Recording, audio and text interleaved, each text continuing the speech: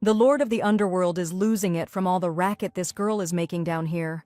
She's going on and on about losing her parents young and being miserable her whole life. And just when she finally hits the jackpot and wins 5 million, she gets taken out unfairly by some guy trying to end it all, jumping off a building. The Lord tells her to cut the waterworks and promises to reincarnate her as a princess, living in glory and riches. The tears on our girl's face dry up instantly at the thought of finally having a loving family. The Lord commands the grieving spirit of Juju to be reborn as the 18th princess of the Shichu kingdom. After giving birth to her daughter, First Consort Li lies in bed, turned to the wall. The midwife is gushing over how beautiful the little princess is, imagining how thrilled the emperor will be, since he's only got 17 sons so far. But even though His Majesty wanted a daughter, he still locked Li away in the cold palace. Her son got framed, and her parents are accused of colluding with the enemy. Knowing it's the only way to protect her baby, the woman decides to announce to everyone that she gave birth to a son. They'll have to raise the princess disguised as a boy to shield her from any potential dangers. Opening her eyes, the heroine realizes with horror that the Lord of the Underworld screwed everything up, and she won't be getting that fame and fortune she was promised. 5 years have passed, and in that time, the girl hasn't seen any of her brothers, nor has she received decent clothes or food.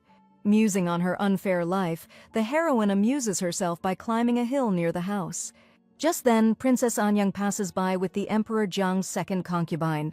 The princess is outraged that this strange little runt isn't dropping to his knees before her in respect. The heroine tries to remember where she knows these people's names from. And suddenly, she realizes she's been reborn into the novel Long Live the Empress, and standing before her is Feng Kaiwei, the main character of that novel. The emperor has no daughter, so since childhood he's raised Feng Kaiwei, the daughter of a royal family member, in the palace, spoiling her like his own. She was even engaged to the crown prince, and he loved her to death. 10 years later, the Sichu Empire crumbled, and Feng Kaiwei went to the Nan Kingdom, becoming its empress. Together with the Nan Kingdom's emperor, she united the world and became a legend. Meanwhile, no one even knows about the real princess, and to top it off, she's about to get a serious beatdown from her own dad today. Princess Anyang demands the runt tell her his name, what palace he's from, and why he isn't bowing before her. According to the concubine, judging by his sloppy clothes, he's probably some servant girl's kid from the palace. Furious that the little punk isn't answering her, the princess winds up to smack him. But he blocks the strike and shoves her hand away, telling her to get lost. Stunned by the unexpected resistance, Feng Kaiwei decides to play it smart, and, bursting into tears, calls for her uncle. The princess screams that the boy stole her stuff and tried to hit her. Before our hero can even react, the emperor himself appears behind her. He orders Fu An to catch the little punk who dared to mess with Kaiwei. Kneeling before the princess, the emperor hugs her and begs her to stop crying. All the while, he shoots the boy a contemptuous glare filled with malice. The heroine thinks about how messed up this whole situation is, since this tyrant's about to kill her, not knowing he's her biological father.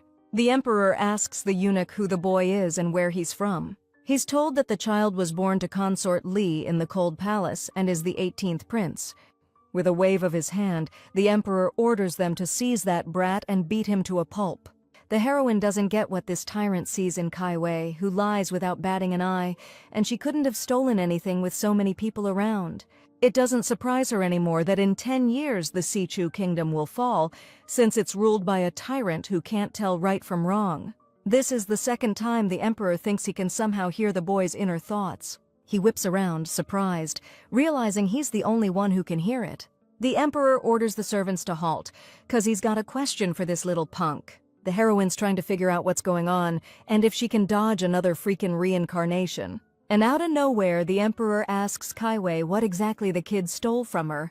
Feng's totally thrown off, 'cause usually she just has to say the word, and her uncle offs the guy, but this time he's asking way too many questions. She secretly tosses her gold bracelet into the bushes, then points at him, claiming the kid swiped it and hid it there. Seeing the bracelet lying right behind Kaiwei, the heroine's thinking any sharp person would know she planted it herself.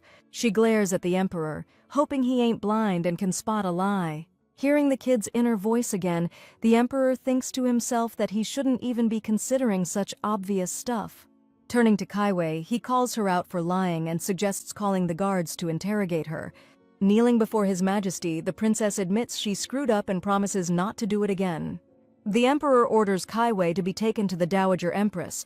Only when she learns her lesson and stops lying can she return to Consort Jiang. He hears that kid's inner voice again, surprised that the tyrant suddenly has a conscience. Offended, he glares at the scruffy kid so fiercely that he starts shaking in his boots. Kaiwei runs to the consort begging for help. The woman realizes that if the girl gets locked up, His Majesty won't come to her anymore. So she begs the emperor to forgive his beloved Kaiwei this time, whose suffering is just too much to bear. But His Majesty tells her to shut her trap and accuses her of failing to discipline the girl. Meanwhile, under the radar, the heroine tries to make a run for it, which doesn't escape the emperor's watchful eye. He didn't expect that brat's inner voice to be so damn right. The emperor's totally lost, though. Why's he the only one who can hear him? He's starting to think this kid's some kind of demon. She's freaking out, wondering why this tyrant's staring at her like that. She's scared he's gonna order her to be beaten. Meanwhile, the emperor himself is stunned by how gorgeous this boy is. He's definitely hotter than all his brothers combined. He's thinking if this scruffy kid was a girl, everyone would be head over heels. Too bad, right? So the emperor tells eunuch Fuan to get the 18th prince out of here. The heroine's thinking, finally, Dad's doing something smart. If he'd been this bright before, he wouldn't have trusted those snakes and locked her mom up in the cold palace. But she knows that the second the emperor steps onto that bridge by the lake, it's gonna collapse, and he'll break his legs. Not that she gives a damn, really. The old man's always ignored her and her mom. The eunuch walks the 18th prince right to the door and tells him to come back home soon. But the kid's not in a hurry to leave. He asks him to pass something on to his precious father. His Majesty should linger a bit longer at the lakeside tea party in the imperial garden before crossing the bridge. Meanwhile, the emperor's standing by the bridge thinking that while he can't exactly test if the empire will fall in 10 years, he can test if he'll break a leg. But Fuan catches up to His Majesty and, clearly agitated, suggests he have some tea before going any further. The emperor figures the kid's conscience must have finally kicked in, and he decided to warn the eunuch to stall him. He agrees to the offer to have tea before continuing on his way. 5 minutes later, the bridge is still standing, and the emperor's starting to suspect that little punk lied. Just then, Madame Liu, the head librarian of the Imperial Library, approaches him. She informs him that the imperial tutor and several dignitaries are waiting for His Majesty, insisting on an urgent audience. And just as the emperor gets up to head to the library, the bridge behind him collapses with a massive crash. Seeing this, the eunuch's relieved they didn't cross it sooner, because it's terrifying to even think about what could have happened. All thanks to the 18th heir's warning. The emperor can't believe his eyes. The bridge really did collapse. Looks like the kid does have the gift of foresight. So, the kid's not a demon, but a true blessing from the heavens. If he'd actually stepped on that bridge, he'd be missing a leg. Or worse. And an empire without a ruler is just begging for a split. The emperor tells Madame Liu to have everyone clear out, except for the imperial advisor. He's heading to the cold palace pronto. Meanwhile, as soon as our girl gets home, her mom rushes in for a hug. Last time her son went out for a bit, he ended up in the slammer. Now, this little one is all she's got in the world. The girl tells her mom not to cry, promising that when she grows up, they'll definitely live the good life. As for her brother, she knows he was framed. It's not time to save him yet. She needs to wait for someone to return to the palace. Smiling and hugging the girl, Lee says she doesn't need anything except for her daughter to be alive and well. Looking at her kind and beautiful mother, the heroine thinks what a blind fool her father must be to trade her in for others. Meanwhile, the woman is thinking how smart her little one is, since she's been hearing her thoughts since birth. A frightened servant girl runs into the room to announce that the emperor is heading towards the cold palace. Lee doesn't understand why he'd suddenly decide to show up, but she figures it can't be good. So she decides to hide Juju, but the girl asks her not to be afraid, because maybe her father is coming to take them away from here. The woman barely believes it. In her opinion, they're probably stuck here for the rest of their lives. At that very moment, the emperor appears on the threshold. He quickly scans the cold palace, where the conditions are definitely awful.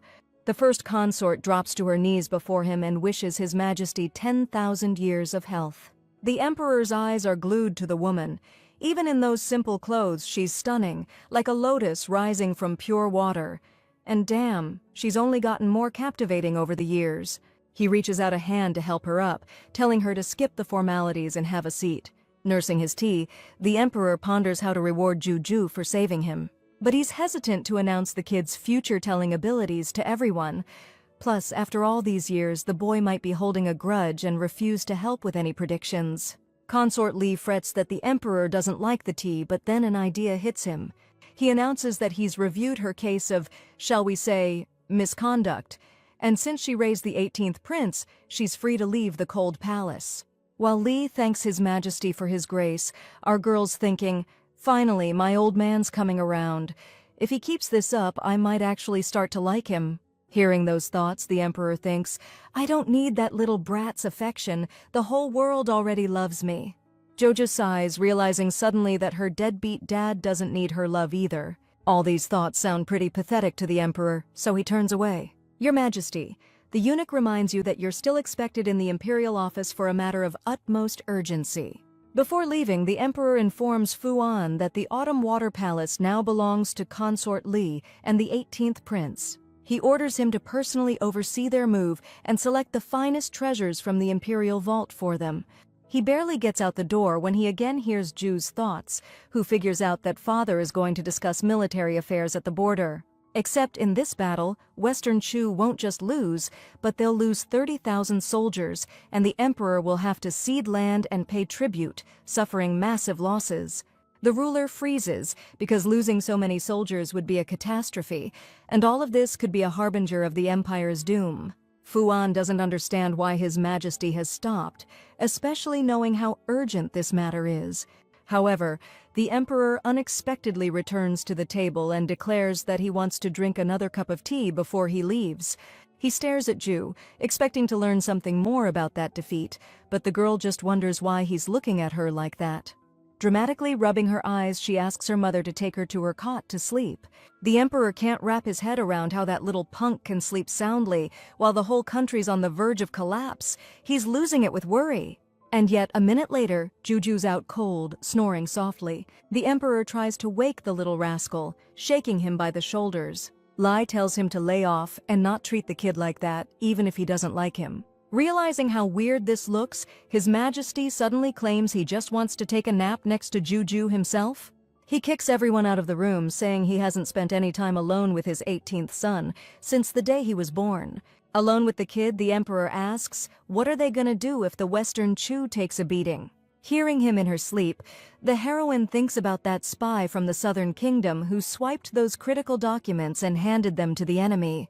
She's convinced that's what's gonna lead to their downfall. The emperor wants to know exactly which spy stole the documents. Turns out we're talking about Consort Wei, who's faking a pregnancy and hanging around the emperor's office. After accidentally punching the emperor in his sleep, our girl figures they can slip the spy some bogus intel. Nursing his bruise, His Majesty's thinking, damn, that kid's a freaking genius. He was about to lose his temper and have Shiwei executed instead of using her to his advantage. Kissing Jujo to thank him for the brilliant advice, the emperor lets him sleep and heads out. A little later, with all their stuff packed, Fu An tells Lady Li it's time to head to the Autumn Water Palace. The consort asks the eunuch to let her bring Nanny Gui, who's helped them all these years and kept the 18th heir alive at birth. Fu An tells her it's her call, promising to clear everything with palace administration. The heroine's stoked that Nanny's coming with them, and that they're starting a new life today. The other maids are jealous of Gui and wish they'd gotten on Lady Li's good side earlier, 'cause they never imagined you could leave the cold palace. 7 days later, the emperor followed Ju's advice, slipped fake intel to the Wei spy, and ordered an ambush. The result? The empire crushed the Southern Kingdom in a way history's never seen before. Total victory. The emperor's inner circle is singing his praises, saying the Southern Kingdom's sending envoys to negotiate. Pleased as punch, the emperor's about to head to the Autumn Water Palace, but his advisor rushes up, says he's got something urgent, and drops to his knees before the ruler. He says he's about to kick the bucket, and before he goes, he needs to warn the emperor. He saw in the stars that in 10 years Shichu will fall, but the 18th heir can save it. No matter what, Juju must be protected and trusted. His Majesty promises to remember this, but also wants to know if it's fate that he has no daughters. The advisor lowers his head and replies that heavenly secrets can't be revealed. With that, the old guy clutches his chest and drops dead. Little Juju's giggling like crazy on the swing set. Mom's finally smiling as she pushes her. The Emperor finds them like this. Finally decided to head over to the Autumn Water Palace after talking with his advisor. On the way, he's been chewing over the old man's death, wondering if it was just his time, or payback from up above for spilling the beans. She's thinking, why's Dad so gloomy, especially after we won the war? She's remembering the death of the Grand Advisor, which totally throws the Emperor for a loop. Grabbing Ju by the shoulders, he demands to know what really happened to the old guy. She's like, Dad's lost it. The advisor was ancient, it was just his time to go. The Emperor hears her thought and, relieved his conscience might be clear, plants a big, happy kiss on Ju. The girl's so flustered by the sudden smooch, she turns bright red. Ju starts whining, complaining that the Emperor got her all slobbery. To shut him up, His Majesty plants an even bigger kiss on his son. Seeing this, Lee kisses Ju on the other cheek, putting her and the Emperor face to face. This whole scene brings tears to our girl's eyes, 'cause she never had parents in her past life. Lady Lee and the Emperor both hear her thoughts and their hearts ache with regret. They both hug Ju tight, determined to shower the kid with all their love and kindness. The next day, Lady Lee gets more gifts from His Majesty than any concubine ever has. Joju's itching to wear girly clothes, but Mom won't let her just yet. The accusations against Lee haven't been dropped, and her parents are still exiled up north, so she and Ju are still vulnerable. Nanny Gui says concubine Chin Fei will be visiting soon and asks what to serve. Hearing that, our girl tries to figure out why Zhang's and Feng Kaiwei's puppet is coming to see them. Whenever a concubine gets in her good graces, Chin Fei starts spending more time with her. And then those women mysteriously kick the bucket, so Ju and your mom absolutely can't earn her trust. Hearing her daughter's thoughts, Lee asks Nanny Gui to serve something simple, nothing fancy. Guy's surprised by her mistress's decision, since she always said to keep Chin Fei's favorite dishes ready. According to Lee, this concubine's friendship is fake, because in all the years she spent in the cold palace, she never once checked on her, not even when she was at death's door. The nanny's glad her mistress gets it, 'cause she used to call her sister, but a sister wouldn't abandon you in your time of need. Meanwhile, Chin Fei asks Feng Kaiwei to tell consort Jiang that she's definitely moving into the Autumn Water Palace. After that, she plans to off Li Fei and her son, and if she screws it up, Chin's ready to pay the ultimate price. Feng Kaiwei is counting on the concubine and promises a hefty reward for it. And now, Chin Fei's visiting the Autumn Water Palace, pretending to check on her dear little sister. What's weird, though, is how cold Lee is acting. You'd think she'd be bawling her eyes out after all these years apart. Still playing the sweet friend, the woman reaches out to hug the 18-year-old heir. Our girl doesn't want that snake laying a hand on her. Lee, hearing her daughter's inner voice, tells Chin Fei to keep her hands off Ju. The sly concubine gushes over the palace's opulence, way better than her drafty, run-down Quishuan. Lee suggests taking it up with the main palace, pointing out she's no construction worker and can't help her with that. Chin Fei tries to guilt-trip her, claiming she's childless, so the palace staff ignores her. But Li Fei isn't buying it. Chin's wearing a silk kimono that costs a fortune. If she was really being neglected, they wouldn't let her wear something so extravagant. Since that didn't work, Chin Fei switches gears, saying she's just worried about her friend and wants to move in so she won't be lonely. But Li reminds her that for years, she couldn't have cared less. Which leads her to believe Chin Fei's definitely got something up her sleeve. Totally stung that her childhood friend could think so low of her, the concubine says they should just cut ties then. Qin's sure Li can't break things off and begs her to stay. But to her shock, the woman orders the servants to escort the guest out. Insulted by the treatment, Qin Fei vows that Li will definitely regret this. She's in awe of her mom, who not only got rid of the concubine but dodged a new bullet too. The nanny announces that the 10th and 11th heirs are visiting, standing outside and hesitant to come in, but Lee tells her to send them away. She wonders why her mom's so cold to the 10th and 11th brothers. After all, they were close to the 13th and rushed to save him when things went south. Because of their guilt, they won't marry, won't have kids, and will eventually die, and Mom probably doesn't even know. The girl suggests her mother let them in since they were good to her brother. Since the woman can hear her daughter's thoughts, she agrees to her suggestion. The guys come in and congratulate Lady Lee on getting out of the cold palace. They promise they'll definitely figure something out about the 13th brother. The heroine smiles, sneaking glances at the boys who are totally bewildered. Her mom, meanwhile, invites them in to have a cup of tea together. The guys can't believe it because Lady Lee never offered them tea before, just chewed them out. Taking their hands, the woman says that 3 years in the cold palace taught her a lot, and she apologizes for misjudging them, because now she knows their intentions are good.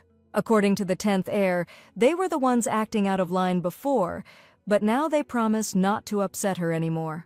Just then, Jujo comes over, and Mom suggests she get to know her older brothers. Seeing the boys up close, the heroine thinks to herself how incredibly gorgeous they are. After hearing their little brother's thoughts, they make a firm decision to always protect Juju from now on. The boys eagerly rush to hug and squeeze him. Just then, the Emperor walks into the room, curious about what they're all chatting about so animatedly. Picking Juju up, His Majesty remarks that the 10th heir has grown a lot, but he thinks his son looks sad for some reason, and offers to help if someone has been giving him trouble. It's obvious to the eunuch that the boy's upset about Juju being taken away, but he says his tummy just hurts. In that case, the Emperor orders both brothers to go to the doctor immediately. The boys leave, heads down, regretting their made-up excuse, because they really just wanted to spend time with their little brother and their dad, who they've never even had dinner with.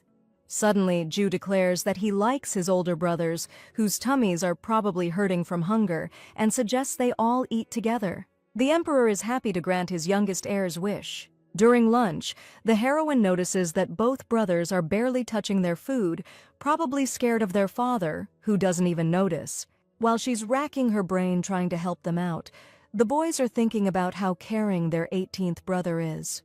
Suddenly, the heroine is shocked by the way their old man is looking at their mom, and as she's mentally comparing her father to a predator, everyone at the table hearing her thoughts freezes, jaws dropped. Jojo suggests that her father eat more, adding in her mind that it might distract him from staring at mom like that.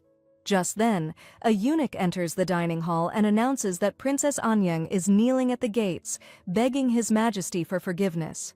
In the Emperor's opinion, if she's here instead of learning how to behave, then she can just stay right there. Meanwhile, the maids are shocked at how he can treat the princess like that, especially since she could catch a cold in the rain. Her parents try to get the girl to leave, but she continues to kneel on the wet ground.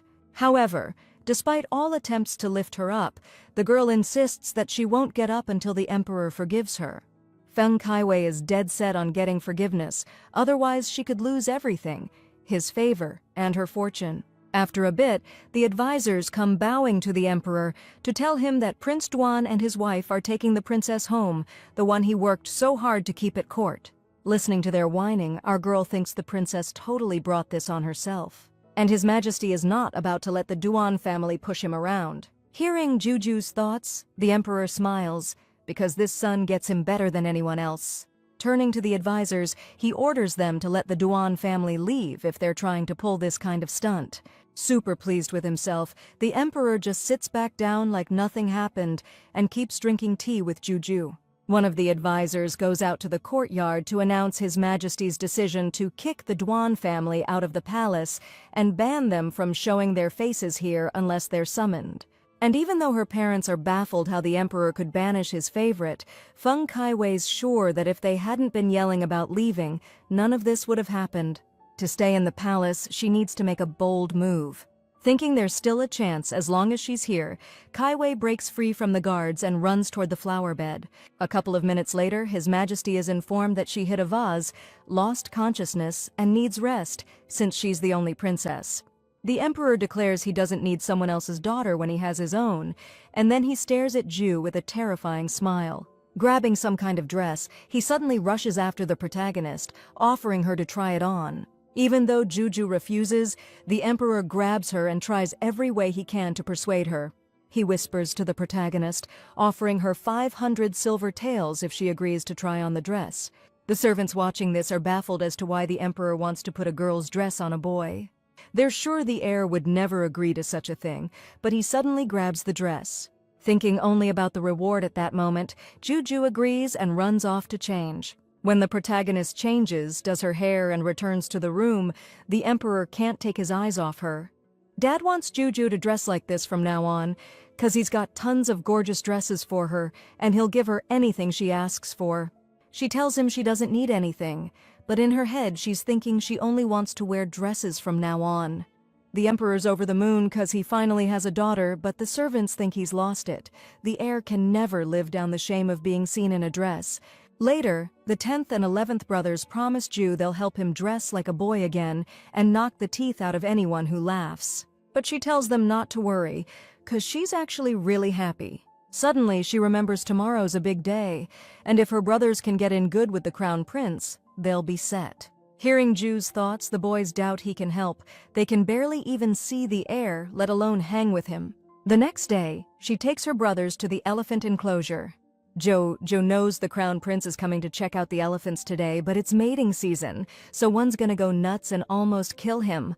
Feng Caiwei will save him, and the prince will fall head over heels, but she'll just use him, which will cause all kinds of trouble in West Chu. And since the brothers heard Ju's thoughts, him wondering if they'd help someone in trouble, they immediately agree.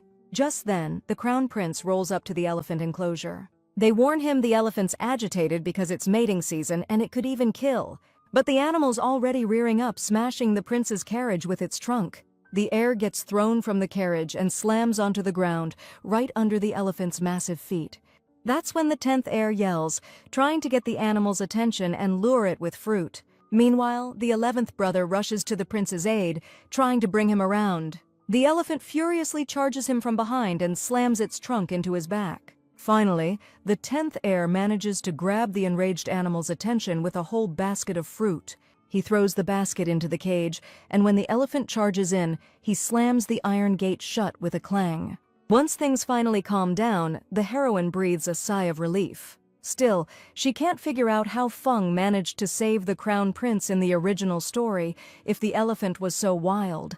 Did that cold-hearted, selfish woman just stand there and watch it all go down, just like she's doing now? The heroine is once again convinced that Kai Wei is absolutely unworthy of the crown prince's love. Yu Wanyi, who didn't marry for his sake, disguised herself as a man, defended the country from enemies, was captured and didn't betray her homeland even under torture, is his perfect match. Joju is determined to help the crown prince find true love, no matter what it takes. Running up to the 11th brother, the heroine notices a wound on his back. At the sight of blood, she instantly passes out. Meanwhile, His Majesty, who came to visit his son, is informed that the crown prince is not in danger, but he has a head injury and therefore needs rest. Finally, Cheng Ying regains consciousness and slowly opens her eyes. The emperor's chewing out his son for almost getting himself killed, and the kid's begging for forgiveness. The prince wants to know how his 11th brother is doing, since he owes him his life. The emperor's thrown by that, 'cause he was told everyone in the arena saw Anya save him. Kneeling before the ruler, the servants insist the crown prince must be mistaken, 'cause they saw the princess save him. They keep pushing their story and suggest rewarding Feng Caiwei, but Cheng Ying accuses them of lying through their teeth. Figuring it was all a setup, the emperor orders those pathetic servants executed for disrespecting the prince and daring to doubt his word. Just then, a eunuch bursts in with the awful news that the 18th princess has collapsed. Meanwhile, back at the Autumn Water Palace, the doctor's explaining to Lady Li that the 11th prince's wound needs to stay dry, and the bandage needs changing every half hour. The emperor comes charging in, asking the second he crosses the threshold who's been hurt. Panic sets in as His Majesty frantically tries to find his beloved Juju. Peeking out from behind her mom's skirt with a smile, she pipes up that she's right here. Picking her up, the emperor hears her thoughts. The 10th heir distracted the elephant, and the 11th saved the prince from getting squashed. Hearing this, His Majesty praises the 11th heir, showing him his favor. But he doesn't forget to mention his brother, because if he and the tamers hadn't distracted the elephant, they all could have been goners. The emperor praises both brothers for their courage and quick thinking, and orders them to always be by the crown prince's side and help him out. Looking at her dad, she thinks about how he could forget about that lying a-hole An Yang. But His Majesty, hearing her thoughts, wonders if Ju thinks he's such a lousy ruler. Meanwhile, in the Eastern Palace, Feng Kaiwei is already basking in the glow of the emperor's favor, all thanks to her little rescue performance with the prince. She's already engaged to Cheng Ying, and now she's positive that after saving him, he'll be head over heels for her. An Yang barely has time to savor her triumph when suddenly people arrive to read her His Majesty's decree. According to the decree, taking credit for someone else's actions is deception, and the penalty is, well, let's just say it's a very serious punishment. Considering the years she spent serving the emperor, her execution's been commuted. Instead, she'll be stripped of her title, and the engagement is officially off. After resting up, the crown prince gets out of bed, ready to thank his 3 younger brothers. Meanwhile, the 11th and 10th heirs are chasing after Juju, their little good luck charm, trying to plant another kiss on him. They're always kissing and hugging the main character so much every day. She's getting worn out by it. Juju's trying so hard to get away from his brothers, he's not looking where he's going and bumps right into the crown prince.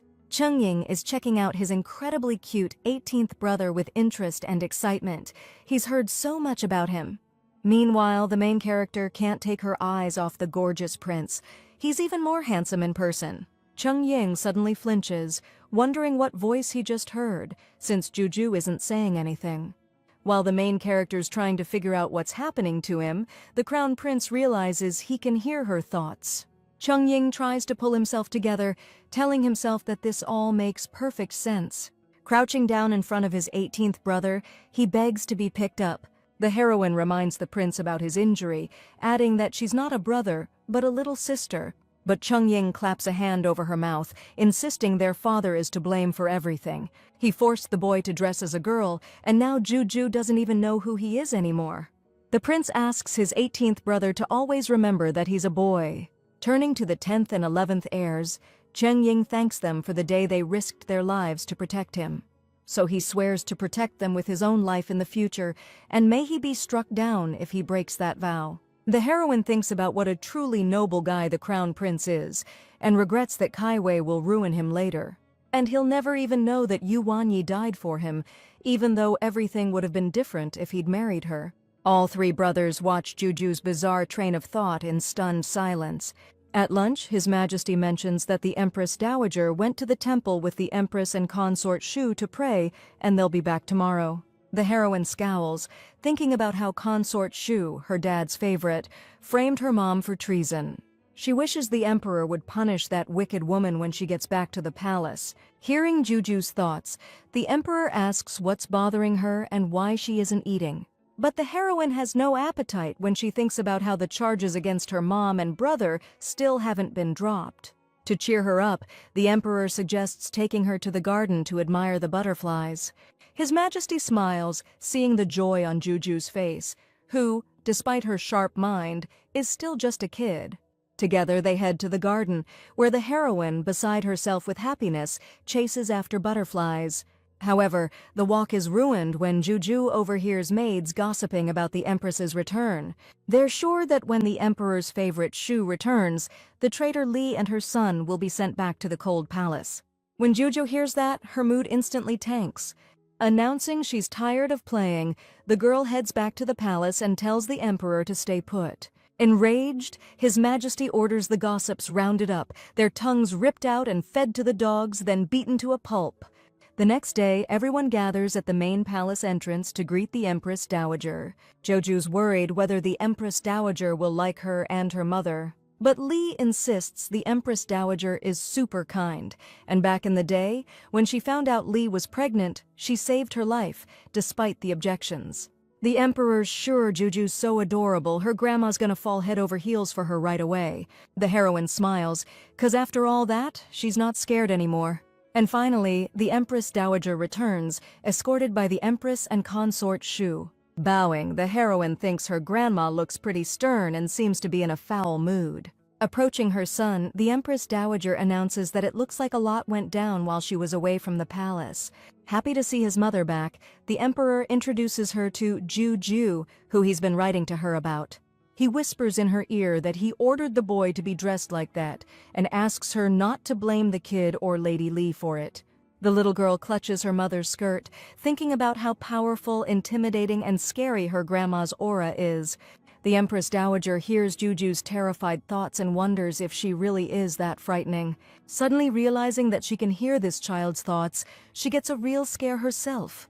Smiling as warmly as she can, the Empress Dowager scolds her son for not telling her about such an adorable granddaughter sooner, because she would have come back faster. The woman bends down and motions for Juju to come closer so she can give the little one a hug. According to the Empress Dowager, there's no girl in the world more lovely and dignified. She's sure everyone around here must be blind if they can't see that she's a real, genuine beauty of a princess. Grandma hands her granddaughter some gold bracelets as a gift, and the girl's eyes light up with delight. Watching them, the Emperor thinks about how easily Juju can be swayed. Suddenly, the heroine notices Consort Shu approaching His Majesty. She claims that all the days they've been apart, she's been thinking only of him. Waving the woman away dismissively, the Emperor states that the family feast is ready, and if Shu wishes, she can join them. Leaving her standing there completely bewildered, he heads over to his mother to ask if he can hold Juju. Later, His Majesty, his mother, and his daughter watch a performance by dancers. The Emperor really wants to hold Juju too, and he asks his mother if she's getting tired. Handing her granddaughter another treat, the woman repeats, for the 10th time, that she's not tired. Consort Shu asks to be allowed to raise a toast to His Majesty. She says she's been thinking of nothing but him lately, and that's why she's inviting the Emperor to relax in her chambers. Watching them, our girl's thinking what a snake Shu is, and hoping her old man doesn't fall for it and go with her. The Emperor can hear Ju's thoughts. She's itching for him to set things right, since Shu framed her mom with that outrageous accusation of treason. Offering His Majesty a sake glass, the concubine whispers that she has hangover soup and she'll be waiting for him tonight. Evening rolls around, but the Emperor still hasn't shown up at Shu's place. Her servant tells her he's gone to the Autumn Water Palace with a ton of gifts. The woman can't believe the Emperor traded her in for that low-down Li. She was gone for half a month, and that creep used the time to weasel her way in and cause all kinds of trouble. According to the servants, nobody knows what kind of magic Li used, but His Majesty spends all his time with her, ignores the other concubines, and is constantly showering the 18th prince with gifts. Blind with rage, Shu smashes the vase on the table to pieces. Last time Li Fei managed to survive even after being accused of treason, but this time she's planning to finish her for good. Little does Shu know, the Emperor's been standing right outside the door the whole time, silently watching everything.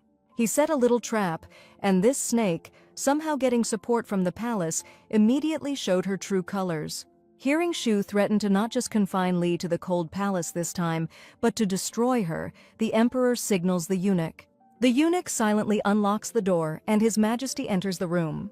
Getting up from her knees, the maid informs the concubine that the Emperor is standing behind her. Shu flinches, afraid to turn around, desperately trying to come up with an excuse in case he heard everything. Along with the maid, she kneels before His Majesty, asking when he arrived. Looking at the deceiver with contempt, the Emperor kicks her in the face. He says he's never hit a woman before, but Shu disgusts him so much that he couldn't restrain himself. The concubine's trying to weasel her way out, saying she was talking crazy and none of it's true. According to Shu, it was all just jealousy talking, 'cause she's head over heels for His Majesty, and she was super bummed when she found out he went to see Lady Li. Turning away, the Emperor orders the concubine stripped of her title for slander and banished to the cold palace. On top of that, he orders that Li Fei be pardoned, her name cleared of these bogus accusations, and her family's reputation restored. The Emperor's thinking about how he needs to pick the right time to free the 13th prince, or he won't be able to shut up all those advisors. Meanwhile, back at the Autumn Water Palace, Juju's begging her mom to tell her one more bedtime story. Just then, a servant comes into the bedroom to announce the gifts that the Emperor sent them. And while Lady Li's trying to figure out why the sudden generosity, Juju's already checking out the chests full of treasure. Walking into the room, the emperor explains that he heard concubine Shu admit with his own ears that she framed Li with the treason charge. He's sorry she had to suffer all these years, saying he should have looked into things more carefully instead of rushing her off to the cold palace like that. Li's saying we gotta let the past go, gotta drop the baggage to move forward, right? The emperor's hoping she's not mad at him. She says she wouldn't dare be. Watching them, she's thinking, Dad must be head over heels for Mom acting like this, and both parents hear that. Lady Li smiles at her daughter, who's obviously too young to get that an emperor can't really do the whole love thing. Patting Juju on the head, she tells the emperor it's getting late and he should get some rest. Hearing that His Majesty wants to stay here tonight, Li figures she'll just sleep in the next room. Looking bummed, the emperor says if that's the case, he'll head back and wait until she's ready. But he is taking Juju with him tonight. Waking up the next morning, she finds out the emperor's bringing her to the morning audience. He wants to announce to everyone that he now has a precious daughter, the sweetest and most delicate in the world. What if it turns out she's just a dude dressed as a girl? The counselors gathered in the reception hall are mentally drooling over the 18th princess's insane beauty. Meanwhile, they're dragging in General Zhou Ye, the disgraced commander who kept eating dirt in the war. The emperor's demanding to know how this incompetent general, who screwed up the army, plans to pay for it. Zhou Ye bows his head before the ruler, saying a guilty subject deserves only death. Meanwhile, our girl's trying to figure out how to tell her dad the general's actually not to blame. He's talented and loyal to Western Chu through and through. He was losing because of a Wei spy, plus they were messing with his head, controlling him with magic. That's what caused his defeats. Poor Zhou lost 3 sons and a daughter in the war, and the southern bastards captured his wife. To save her from dishonor and keep her from betraying Western Chu, he strung his bow and took her out himself, but he never told anyone or asked for a reward. The emperor is all ears, listening to Juju's thoughts, otherwise he'd be totally clueless about the general's tragic story. Before the war with the Southern Kingdom, Zhou was considered invincible, so these defeats are raising a lot of eyebrows among the advisors. They're demanding the general's head, saying Western Chu can't tolerate traitors. The heroine's furious at the court officials. Instead of helping, all they do is egg the emperor on to execute people.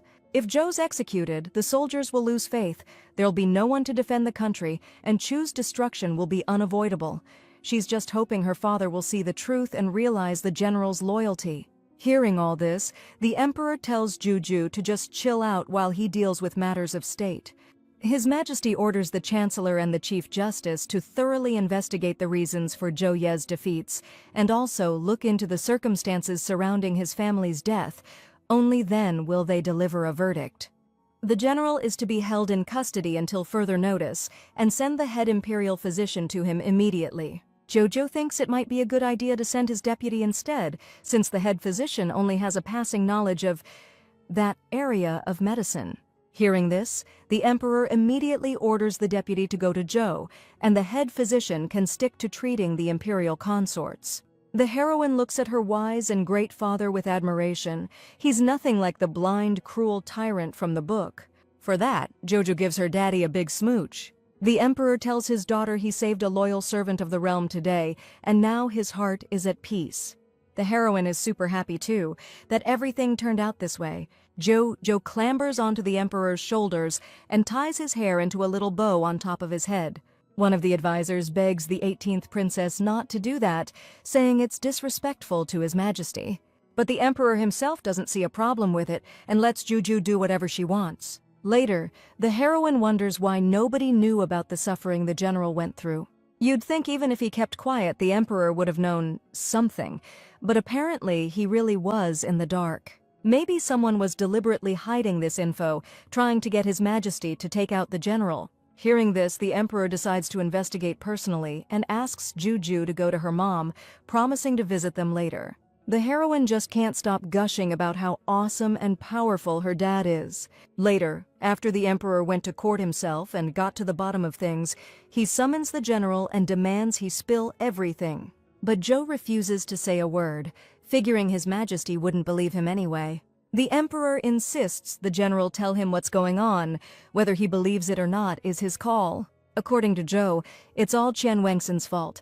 He's been intercepting reports about the general's family and a bunch of military stuff, keeping them from reaching His Majesty.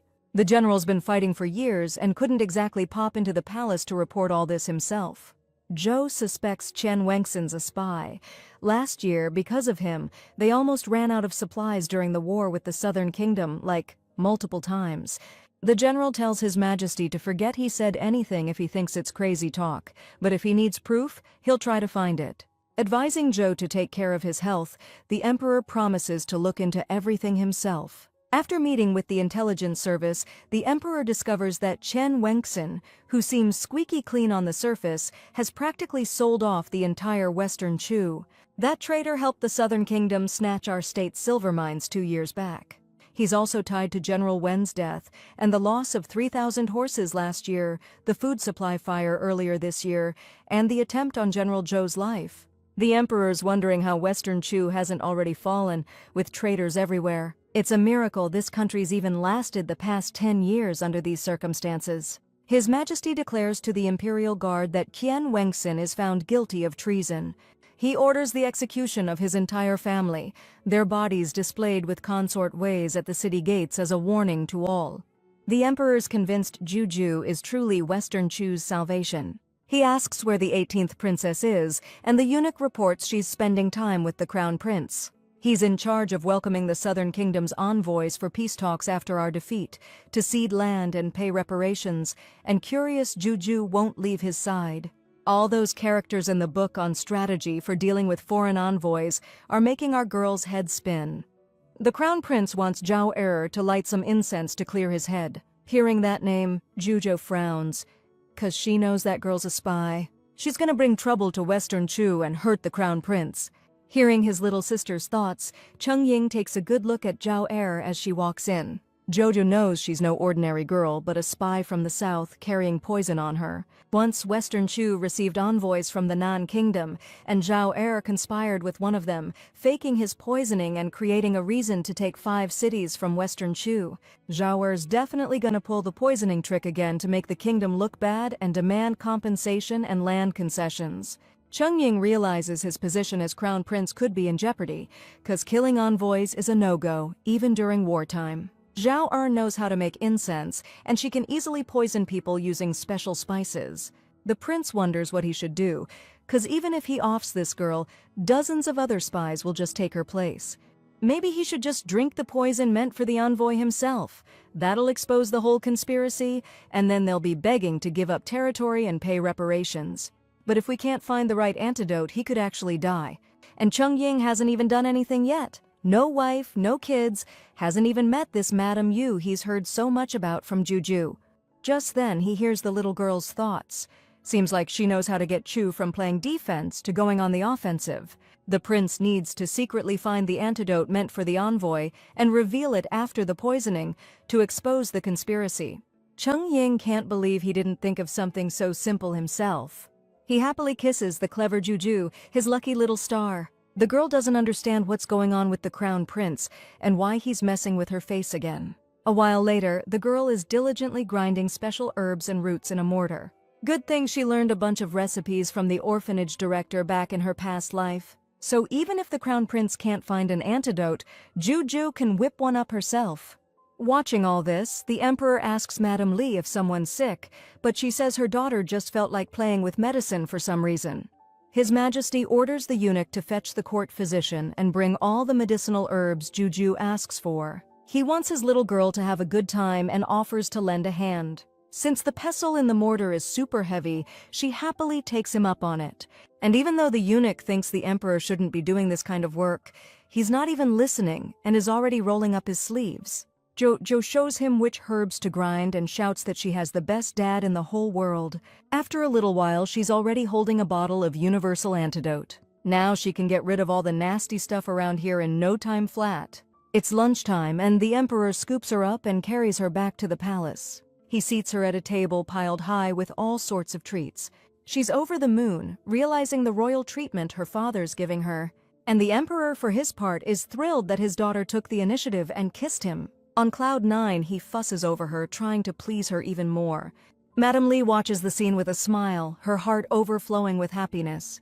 3 days later, ambassadors from the Kingdom of Nan arrive for an audience with the Emperor. Bowing before His Majesty, they declare they've come in peace. The Emperor, with Juju on his lap, invites the ambassadors to take a seat. To show his appreciation, one of the guests asks to be allowed to propose a toast. However, the Emperor begs their forgiveness, as he will only be drinking tea because his precious daughter can't stand the smell of alcohol. Downing his shot, the ambassador suddenly starts coughing, blood gushing from his mouth. The other ambassadors accuse the Chu kingdom of an unforgivable act and are about to send a request to the alliance representatives. The Emperor demands the Crown Prince explain what the heck is going on. Jojo is itching for Cheng Ying's answer, figuring he's already got proof of the ambassador's scheme. The prince tells his father not to sweat it, pulls a little bottle from his pocket, and promises to sort everything out. Because thanks to Ju's tip, he already snagged the antidote the ambassadors brought with them. As a prince of the Shichu kingdom, he declares with all his heart that they would never, ever poison their guests. If the ambassadors are pushing for the high court, then so be it, because his kingdom has nothing to hide. So, after a while, representatives from the alliance arrive in the hall to get to the bottom of this. The ambassadors claim the Shichu emperor has no sense of decency, going so far as to off one of them. Lu Jin from the alliance wants to know if the imperial family has anything to say for themselves. The ambassadors are demanding that Western Chu pay a steep price for what they've done. They want financial compensation, territorial concessions, and a personal apology from the emperor. Meanwhile, His Majesty claims he believes the Nan representatives poisoned their own envoy. And the motive is obvious. They wanted to grab a piece of his land that way. One of the ambassadors shouts that it's bull and there's no proof of it. Just then, Cheng Ying reveals a special antidote found in the guests' quarters, specifically prepared and brought from the south. The ambassador just smirks, because the prince can't prove that this remedy was found in their room. Cheng Ying asks the court physician, who still hasn't been able to identify the poison used, to come forward. If the doctor sees the antidote, he'll be able to recognize the poison and therefore say what it's made of. The doctor pops the top off the vial, takes a sniff, and instantly recognizes the scent of herbs that only grow down south. Only the Nan royal family knows the recipe for red thorn poison, made from these herbs, and the process needs a specific temperature, so it can only be made down there. The prince suggests giving the ambassador the antidote to immediately confirm the doctor's deductions. As soon as they let the unconscious guy get a whiff of the stuff in the bottle, he snaps right back to it. Liao Jin demands the Nan Kingdom's ambassadors confess they poisoned his guy to frame Western Chu. The ambassadors, who were so cocky just a second ago, drop to their knees and beg the great emperor for mercy. The alliance rep informs His Majesty of their decision to double the amount of land the Southern Kingdom has to hand over as compensation. After seeing the ambassadors out, the emperor announces it's time to reward everyone. Cheng Ying now really thinks Juju is his lucky charm, since she helped the kingdom and saved him from losing his position as crown prince. His Majesty praises his son for a job well done. He's reminding Cheng Ying that he now needs to find and punish the guy who poisoned the drinks. Also, according to the emperor, Cheng Ying's been hogging Juju for way too long, and he wants her back. As he takes his daughter, he mentions that there are still unresolved issues with the Nan Kingdom, plus there's a spy from the south working in the palace, but they don't have proof yet.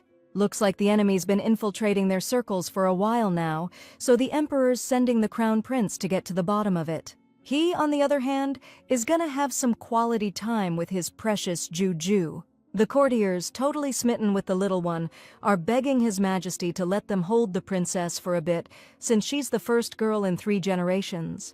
Their request pisses her off, 'cause she's not some monkey to be played with. She grabs onto the emperor's kimono tight, not wanting to go to strangers, 'cause she's way better off with her mom and dad. Hearing Ju's thoughts, the emperor announces that he has to refuse the courtiers, since the little girl is still too young for such outings. Wang Ning isn't backing down and points out that the princess is already 5, and if she can feed herself, that's good enough. When the emperor says Ju still needs help, the guy suggests sending a nanny with her, even though he's got plenty of servants back at his place. Wang Ning reminds him how His Majesty raised Prince Duan's daughter in the palace just to get a taste of being a dad, and now he figures he should do his buddies the same solid. The emperor shoots Wang Ning a hard look, telling him he's getting way out of line. Dropping to his knees before the ruler, the guy apologizes, saying he must have gotten carried away, admiring the princess. His Majesty orders Wang Ning to get up, and just then, the Empress Mother walks into the hall. She says the emperor loves his daughter so much he doesn't want to share her, plus she's really too young right now, but when she's older, she can hang out with more people. Then His Majesty's uncle, Wang Su, steps forward and says he's willing to pass on the joy of babysitting the princess. All he asks is that they give him the pearl the Empress Mother just got. The woman wants to know what he needs an oriental pearl for. Whispers are spreading behind Wang Su's back about his audacity, considering we're talking about a rare gem used to adorn the Empress Mother's phoenix crown. But for Juju, this comes as no surprise. She knows Wang Su wants to give the pearl to the new concubine brought into the palace. The emperor hears his daughter's thoughts about how the concubine's youth and beauty are opening doors for her left and right. Now she's demanding the impossible from this old man, not caring what kind of trouble it puts him in. Hearing that almost made the emperor choke. Meanwhile, Wang Su is pleading with His Majesty to grant his one request, if only out of respect for his uncle's advanced age. The emperor can feel Juju tensing up, thinking he absolutely can't agree to this. Because if he does, the Empress Mother will be the laughingstock of the palace, with everyone saying she's been one-upped by some concubine. And the Empress, consumed by rage, could end up in really bad shape, her life hanging by a thread. Everyone who heard Juju's thoughts is begging His Majesty to think long and hard before granting this request. Alright, so Wang Su's threatening to off himself right here, right now, if he doesn't get that pearl. He figures the emperor doesn't need a messy suicide scandal on what's supposed to be a happy day.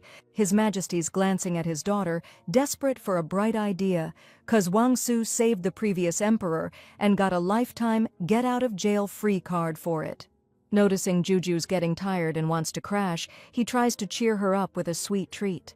While munching on the bun, she's thinking the old dude's way too hung up on his new concubine, who's gonna take out his 7 sons, one by one, later on.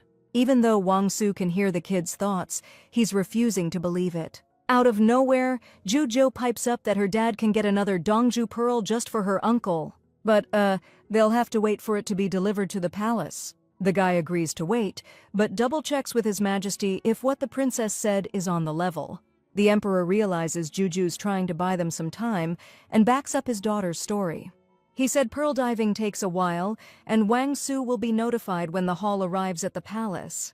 The old man bows, then hears Juju's thoughts again, warning him to be careful around his concubine.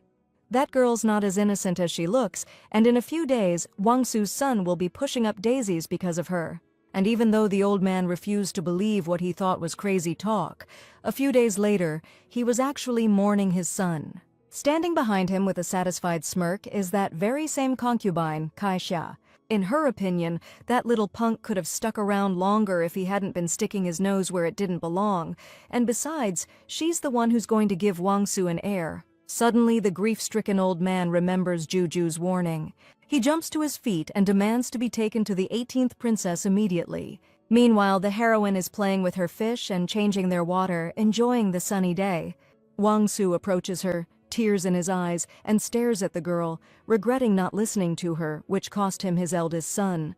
But when Juju spots him and turns around, the old geezer bolts with a speed you wouldn't believe. Wang Su disrespected the princess, and if he apologizes now, it'll be a total humiliation. His son's death could just be a tragic accident after all. There's no way this kid knows everything.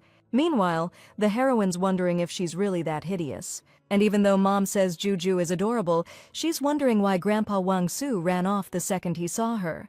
Picking up the little one, the emperor explains it's just because things are a little tense in her uncle's family right now.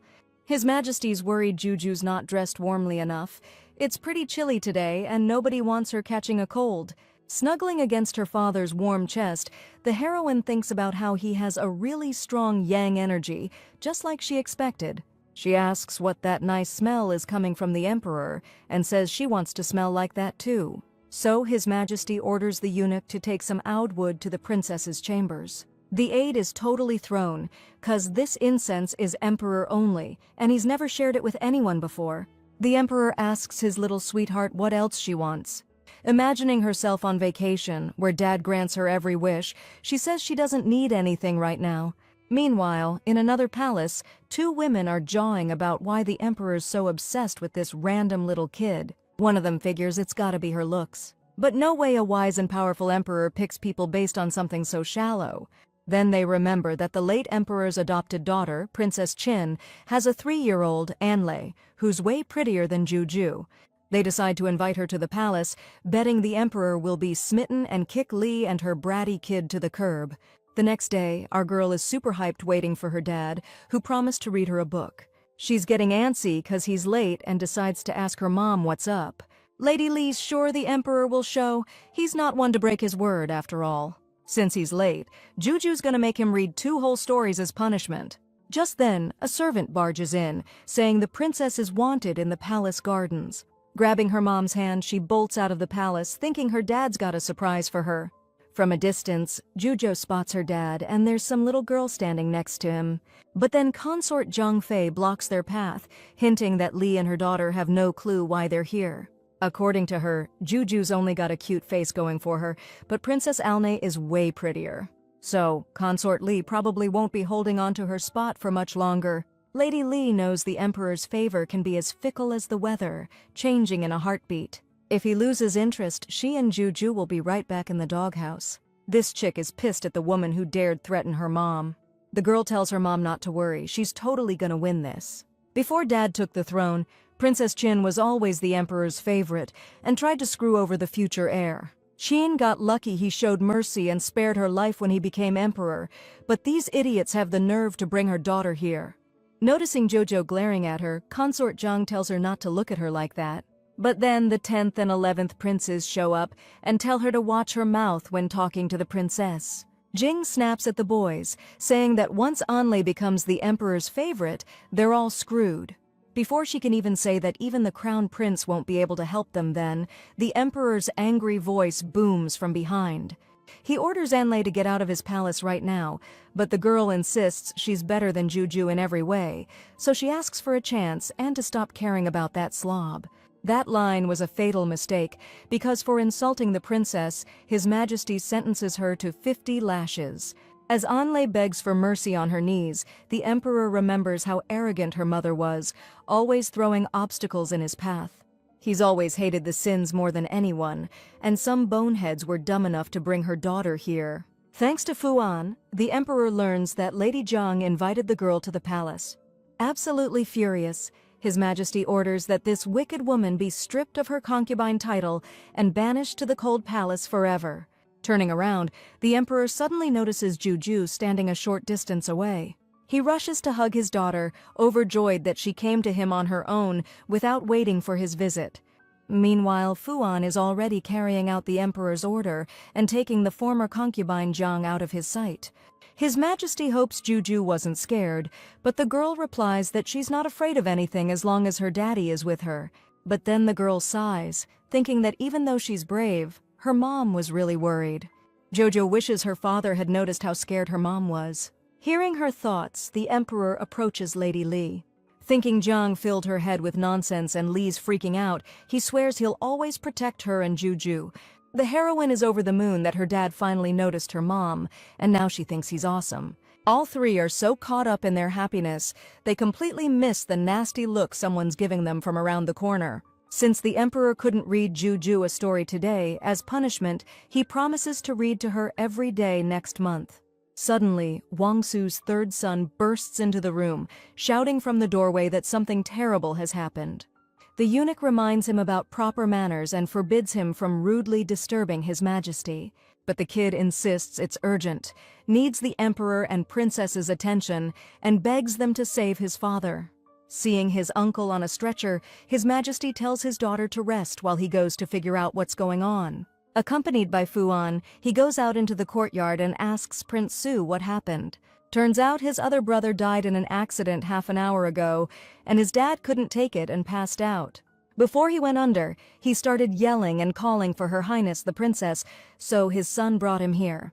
Opening his eyes, Wang Su begs his nephew to let him talk to the princess. The Emperor realizes that being family, his uncle must also hear Juju's thoughts. He promises to help Wang Su if he promises not to tell anyone about this situation.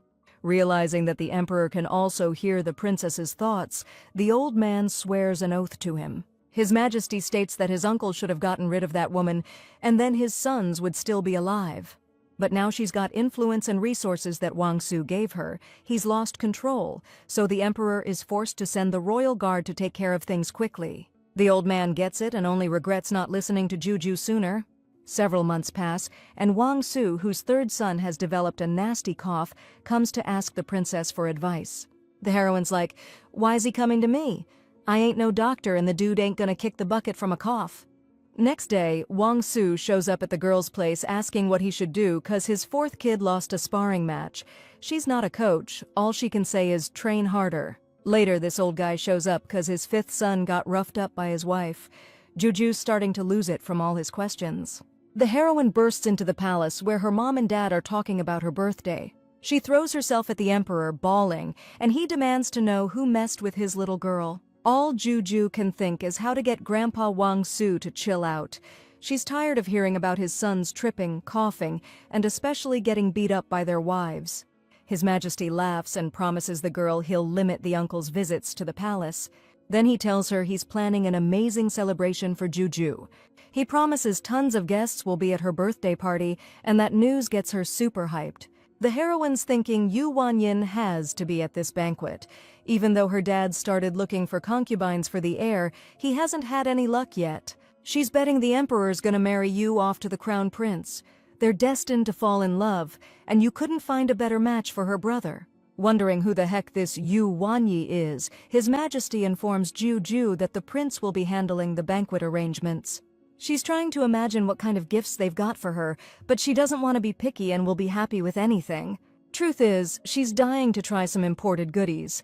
Back in her past life, she barely got to eat anything good. Hearing Juju's thoughts, the emperor frowns, baffled by what kind of life she had if she couldn't even enjoy food. He's getting steamed, ready to order the imperial kitchen to learn how to cook anything and everything the princess likes. The emperor starts telling his daughter about all kinds of sweets, and just hearing about them makes her mouth water. Lady Li laughs and tells him not to spoil Juju too much. But he doesn't get it. Who else is he supposed to spoil if not his own daughter? He tells Fu An to order the cooks to get cooking. The heroine thanks her dad, pulls him close by the collar, and gives him a sweet kiss on the cheek. A few days later, it's the princess's birthday, and her mom wakes her up because the party's about to start. Lady Li dressed Jojo up real nice and did her hair, and she's totally digging her reflection in the mirror. She thanks her mom for doing such an awesome job, saying she looks like a magical fairy now. Joju's already a knockout, and she's imagining how gorgeous she'll be when she grows up. Lady Li tells her daughter to hurry up, cause the celebration's kicking off soon and you can't keep guests waiting.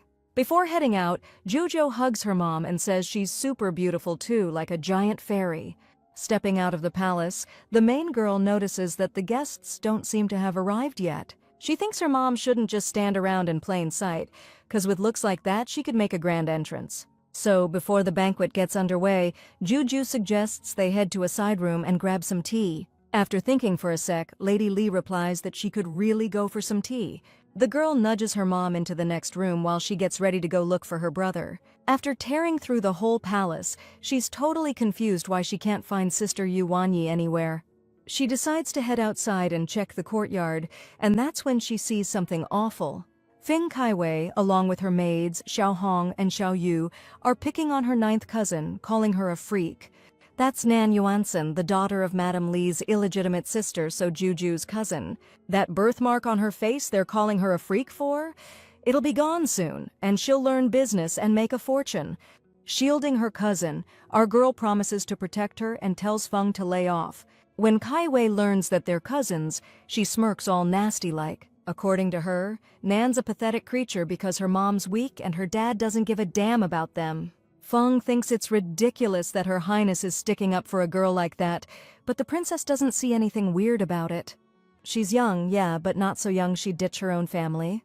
Joju's laying down the law, saying there'll be hell to pay if they keep messing with Nan Yun-san. With a frown, she demands they apologize to her cousin right now. But Feng ain't backing down, claiming Nan started it. The princess threatens to kick Kaiwei out of the palace if she doesn't apologize, but she still refuses. So Jujo calls for the guards, saying Feng dared to bully her sister for no reason, and orders them to throw her out immediately. The guards grab the troublemaker and obey the princess's order without question. As Feng threatens to tell her dad everything, Juju suggests her sisters see the court physician. Nan Yuansan smiles and thanks Her Highness for her help. Meanwhile, the emperor asks Fu An to bring Li Fei and Juju to him. The Empress Dowager thinks tonight's banquet is absolutely splendid. Suddenly, Emperor's brother Wang Ryu walks in with his wife, Ryu Fei, to ask the Empress and Emperor a crucial question. He wants to know what the punishment will be for someone who kicks his daughter out of the palace for no good reason. His Majesty demands to know who had the nerve to pull a stunt like that on such a joyous occasion, so he can dish out the punishment. Wang Ryu first wants assurance that this person will be punished, even if they're from a noble family. The Emperor promises to ignore their noble status when delivering the verdict and demands the culprit's name. Wang Ryu is glad to hear that support, and with some regret, reports that Princess Juju is abusing the Emperor's favor and doing whatever she pleases. He says she ordered Feng Kaiwei to be thrown out just because she doesn't like her, and that's unacceptable, even for a princess. The Emperor finally realizes that all this rambling was just a setup aimed at Juju from the start. Meanwhile, the ministers back Wang Ryu, stating that you can't use His Majesty's authority to settle personal beef. The Emperor's about to blow a gasket, and wants to know if they've even figured out what started this mess. He knows his daughter better than that.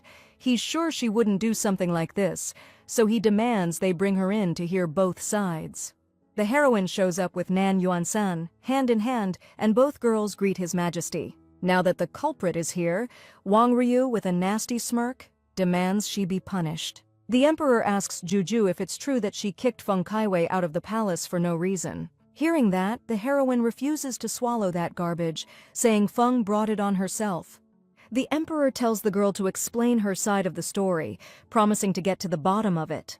Jojo points out her cousin's terrible condition, all thanks to Kaiwei and her maids, saying she was not only disrespectful, but refused to apologize. The eunuch backs her up, saying Yuan-san has a nasty bruise, and if the princess hadn't stepped in, things could have gotten really ugly. Since Kaiwei abused her power and caused harm, the emperor orders her family to forfeit a year's salary and give their daughter some serious discipline lessons. On top of that, they're banned from showing their faces at Juju's birthday banquet tonight.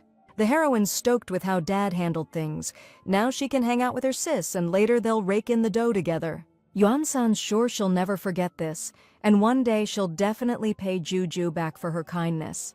The princess's birthday banquet kicks off, and the guests are showering the kid with gifts. While our girl's checking out the awesome, super expensive bling, the emperor asks where her mom is.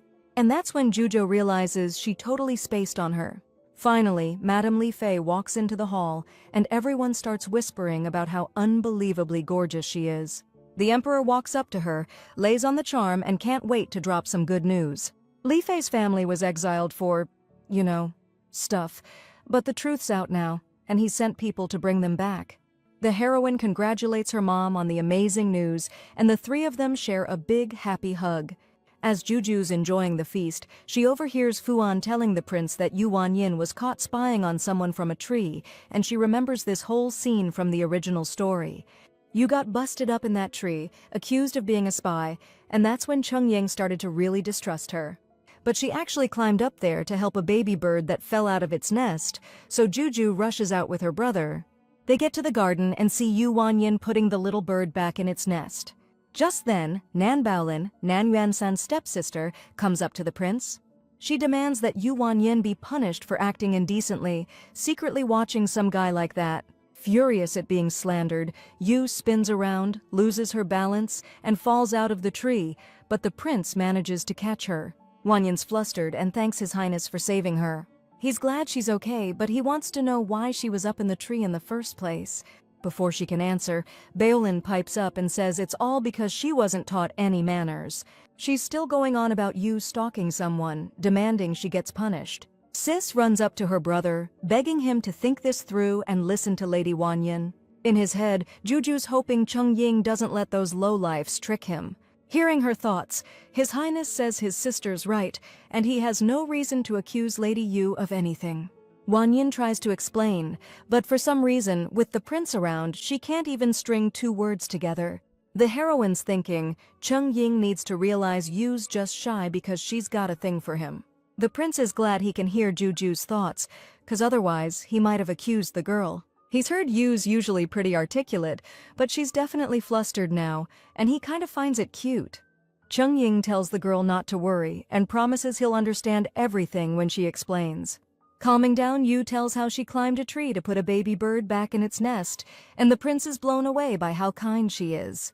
But Baolin, hearing this, asks if anyone can actually verify Wanyin's story. Joju's had enough of this, and stepping forward, she declares she personally saw the chick in the girl's hands. Baolin keeps pushing back, claiming the tree's canopy was too thick, impossible to see the nest through it. This time, the prince loses it, outraged that she dare question the word of a member of the imperial family. He orders Nan Bolin to be taken away immediately and sentences her to 50 slaps for making false accusations. Jo admits to her brother that she likes Lady Yu and asks to be allowed to hang out with them. The prince happily invites the girl to join them on their way to the banquet hall. On the way, the main character manages to get a good look at Lady Yu, and she notices just how beautiful she is. She's practiced martial arts since childhood. She combines grace and beauty, but now, seeing the prince, she's blushing like a regular girl. Miss Yu is blushing so adorably that Juju wants to poke her cheeks. Just thinking about it, the princess reaches out her little hands to the girl who has no idea why she's doing that. Remembering that it's the princess's birthday today and she probably wants a gift, Yu takes a hairpin out of her hair.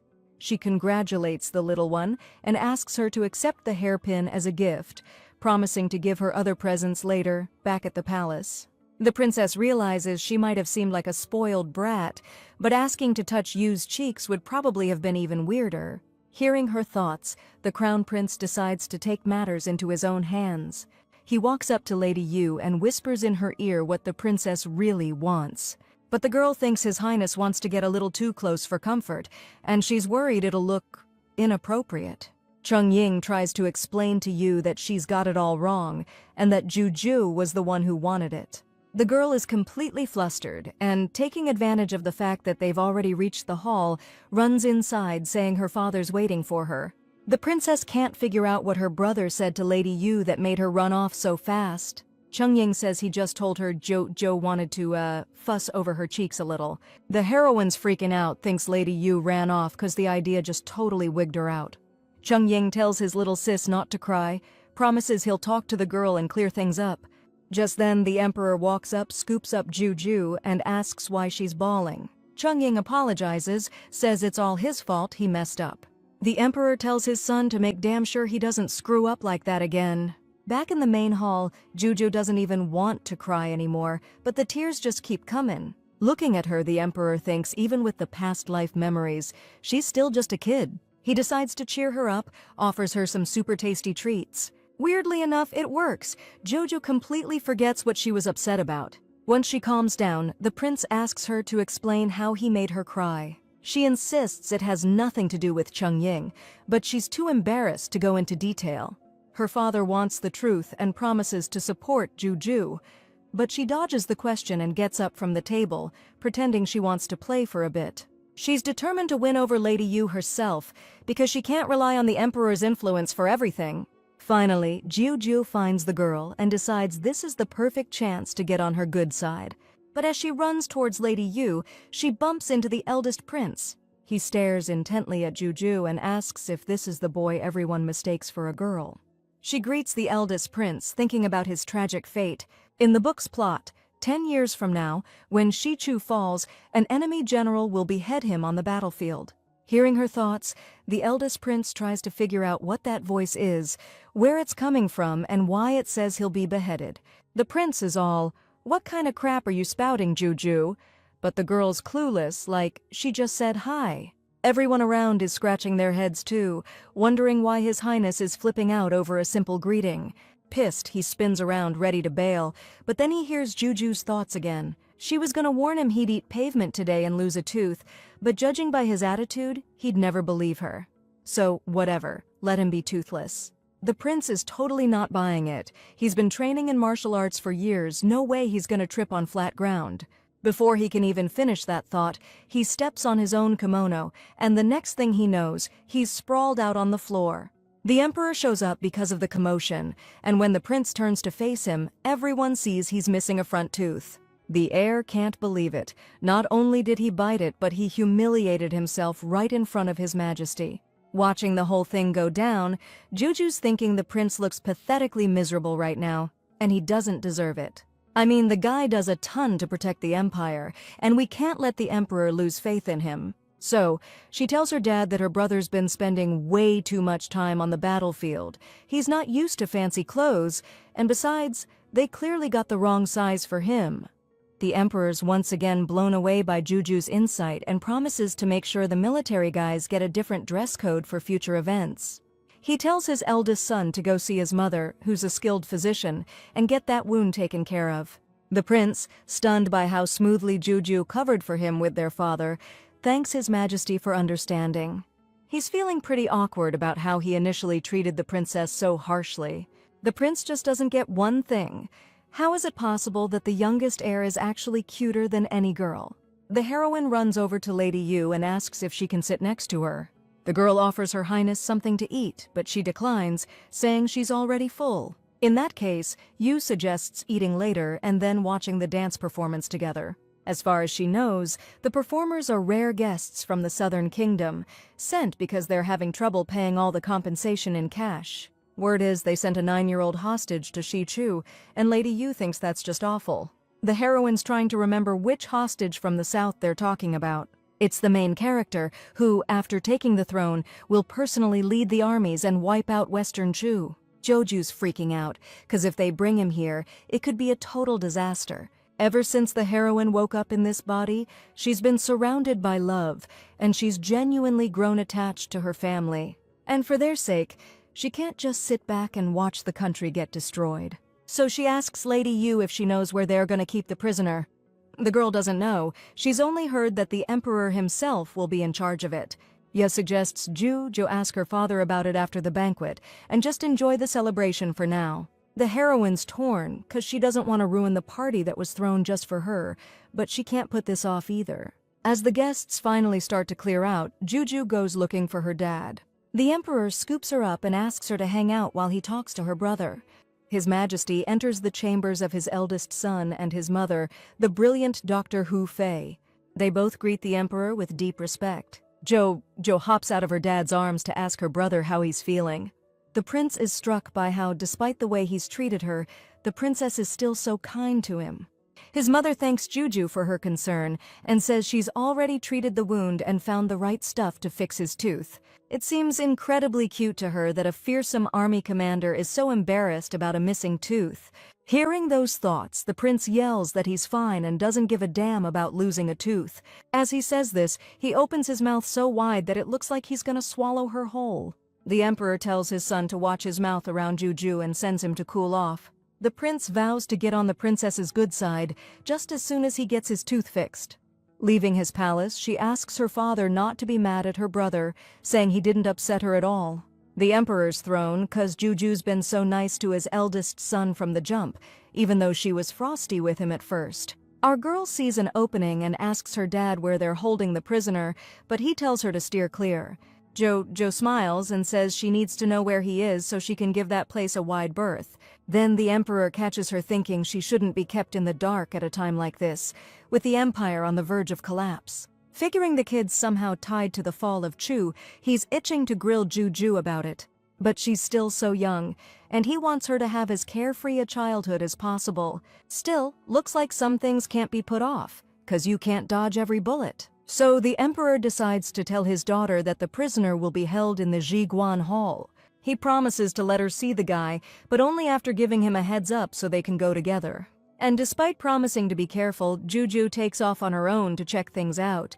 The hall's pretty isolated like the cold palace, so no wonder her dad was worried. These places are notorious for incidents. Still, she decided to come here alone because bringing her dad would definitely blow her cover. After all, this is where our main man, Di Jiang, is destined to go through hell, which will set him on a path to bring down Shi Chu. Since she can't see much from the bushes, Zhuzhou decides to get closer and see how the prisoner's doing. But the guards at the entrance tell Her Highness to get out of the restricted area. Giving them a pleading look, Zhuzhou begs them to let her in, claiming she got personal permission from her father. The guards let her enter, but the princess declines their escort. The prisoner's only 8 or 9 years old, he can't be that dangerous. Entering the palace grounds, the girl immediately spots a sad Di Jiang sitting on the ground. Running up to him, the princess asks why he's kneeling. She tells him to get on his feet right now, but Di Jiang doesn't move an inch. The guards who rushed over beg Her Highness to leave the prisoner alone because the emperor ordered him to kneel for a month. Zhuzhou doesn't understand why her father gave such an order.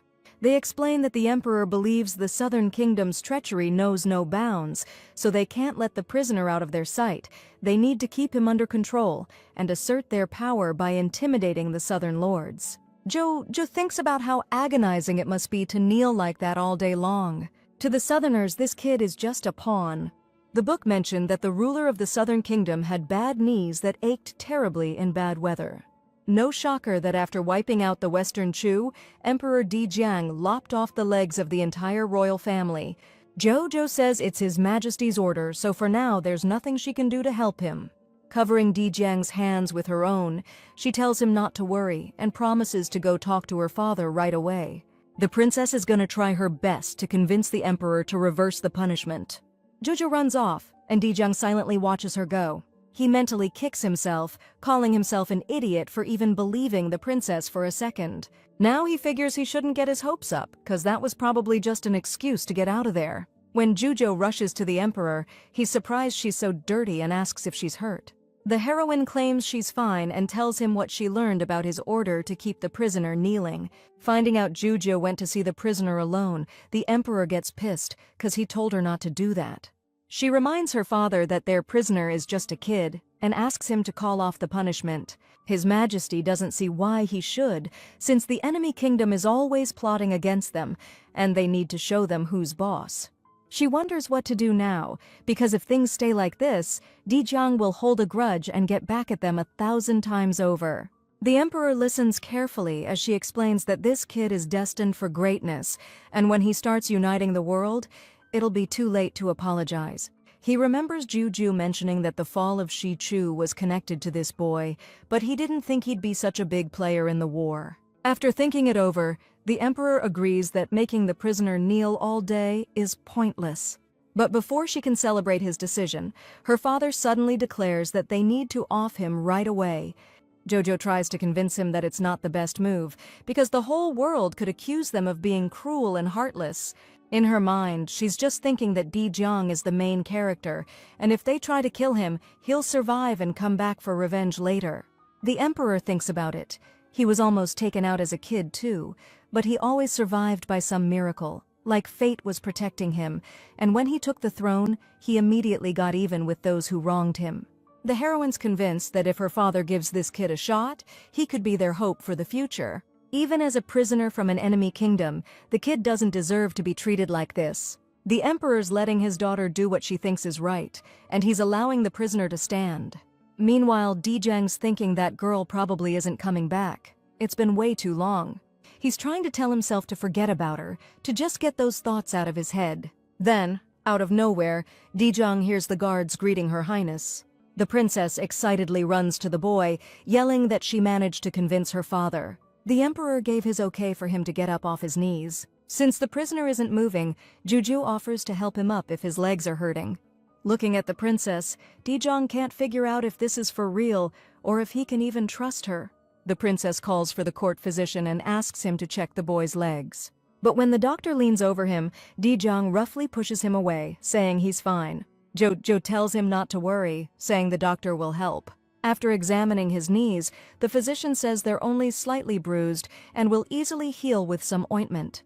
The heroine is incredibly happy to hear that, because if he avoided serious injuries, Di Jiang probably won't be, shall we say, unhappy with her later. Taking the boy's hand, Zhuzhou suggests they go inside because she has something for him. As it turns out, the princess asked the palace chefs to prepare extra food so Jong could recover faster. The prisoner can't wrap his head around it. Is the princess really looking out for him? But even if she's kind to him, all her caring comes from the emperor's approval. Could the emperor of Western Chu have changed his mind just because his daughter asked? He's probably not that kind of ruler. He probably just used his daughter to get the job done. Daijang can check the food for poison with his silver ring, but he doesn't know how to do it without the girl noticing, or it'll be awkward. Looking at the kid, Juju thinks he's still uncomfortable and decides to come up with something. Finally, a great idea pops into her head. She asks one of the servants to read out her father's official decree, and he reads the parchment. From now on, the prisoner from the Southern Kingdom doesn't have to kneel and contemplate his actions, and food, clothing, and medicine will be provided to palace standards. Daijang's surprised. He thought the punishment was only lifted for today. The princess smiles and asks if they can finally start eating, now that everything's official. Since the best dishes of the imperial cuisine are gathered here, she doesn't refuse the treat herself and starts eating with pleasure. Suddenly she stops, realizing she came here to comfort the boy, and instead she pounced on the chicken. But Daijang, seeing her face smeared with food, just starts cracking up. Jojo tells him not to be a slowpoke, and the kid finally agrees to eat. He realizes he's been judging her by his own standards this whole time. I mean, if she wanted to mess with him, she wouldn't need to show up herself, and she's been giving him so much of her time. Noticing the girls struggling with a shrimp shell, Daijang peels one for her and puts it on her plate.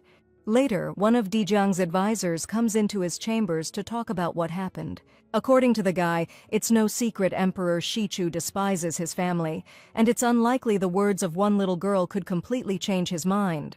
There's gotta be an angle to the princess's kindness. They're definitely up to something. Daijang says he doesn't know what the adults running kingdoms are capable of, but Juju is just a kid. He tells the advisor he can hate and suspect whoever he wants, but he's not allowed to doubt Her Highness's good intentions. This is the first time Daijang's met someone who cares about him this much, and he's already itching to see her again. The next morning she wakes up with a scream, 'cause her 3 brothers are standing over her just staring. They might be cute, but she still freaks out every time they're standing there next to her bed like that. The Crown Prince apologizes to Juju, saying they didn't mean to scare her. Turns out, Chung Ying just wanted to know if his sister wanted to go for a walk outside the palace. Juju's totally down with that idea, 'cause she's never been outside before. When she asks where they're going, the prince suggests Lady Yu's place, which makes her even happier. But then she starts wondering why her brother suddenly wants to go there of all places. According to her 10th and 11th brothers, Lady Yu's father doesn't want to send his daughter to the palace as a concubine, and he's even willing to defy the emperor's orders. The prince is worried General Yu will kick him out on the spot, so he figured he'd bring Juju along as a human shield. Flustered by the princess's intense stare, Chung Yin stammers, saying that's just one of the reasons. If Juju wants to get on Wan Yin's good side, they need to see her more often, and maybe she'll even let her touch her face. And if the girl doesn't allow it, then Chung Yin promises to give his sister a piggyback ride, like a horse. She thinks it's a great deal, because in the first scenario she gets to touch Lady Yu, and in the second, she gets a ride from the prince. The prince is sure they can convince Wan Yin to let Juju touch her face. But Chung Yin's confidence takes a nosedive when he and his sister find themselves standing in front of the Yu family's closed gates. She's racking her brain, trying to figure out how to please a general who already has everything, being from a noble family and holding rank. But even he's having trouble finding taro root, and if they bring him some, maybe he'll open the door for them. In the original story, General Yu was sick and needed that plant. Now she just needs to explain her plan to the prince somehow. She suggests to Chung Yin that they head to the West Market, where there are a lot of foreign merchants who might have some interesting goods for Lord Yu. The prince, having already heard Juju's thoughts, backs her up and suggests buying the taro fruit. And while our heroine's thinking how clever her brother is, he's just stoked he brought her along. After a while, Juju's not surprised the general couldn't find this plant. The Western Market was pretty far out of the way.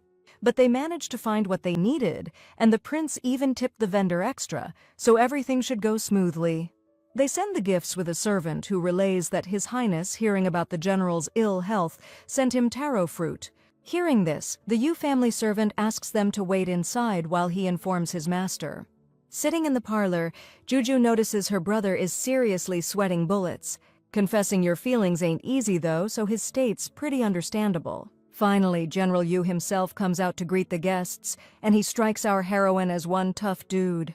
Suddenly, his gaze lands on Juju and she flinches, startled. But the general's face suddenly changes, all smiles now that the princess has graced them with her presence. The general thanks Chung Ying and Juju for the taro fruit, which he's been dying to try for ages. Noticing that Lord Yu is actually softer than he seems, she asks him to listen to the prince's plea. The general's willing to hear His Highness out, but warns him he'll have to refuse if he's here to ask for his daughter's hand. She can't believe she's failed to bring these two together, since Lord Yu's already turned them down without even hearing them out. Looking at the man with wide, confused eyes, she asks why he's so against his daughter marrying her brother.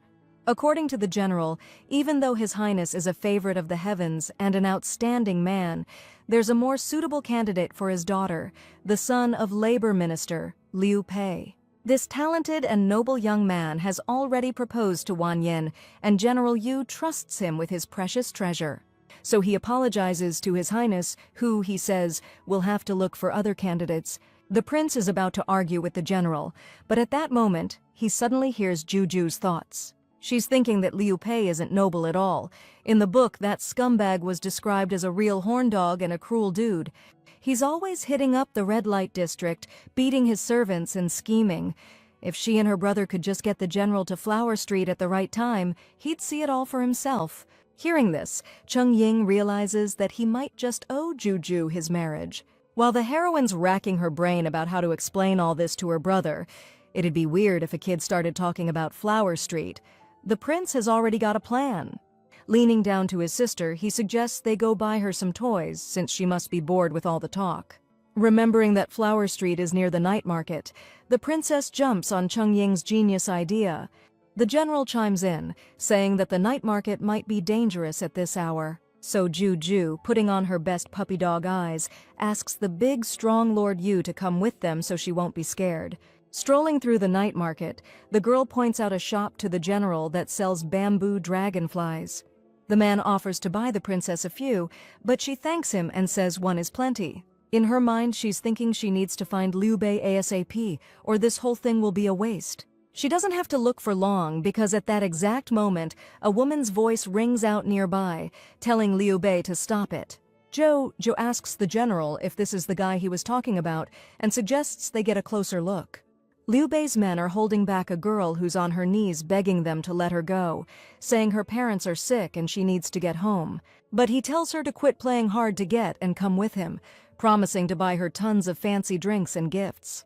According to the girl, that's exactly what he told her sister, and then he tormented her to death, and her family's tired of trying to get even. Liu Bei tells her not to talk to him like that, threatening to mess up her pretty little face. He orders her to stop being stupid and just come with him. Just then, one of Liu Bei's men whispers in his ear that his future father-in-law is standing nearby. The guy laughs and says there's no way that's true, because the old man never leaves the house after dark, which is why he's out having a good time at night. The jerk's not laughing for long, 'cause a second later, the general's right there in front of him. He winds up and smacks Liu Bei across the face, and when he stumbles, the general grabs him by the collar. Realizing how wrong he was about this guy, the general tells him to forget about marrying his daughter. Watching all this go down, Juju thinks her brother's gonna have to treat Wan Yin right in the future, or she won't be able to save him from the general's wrath. Later, back at the house, Master Yu apologizes to the prince and princess for having to witness that scene.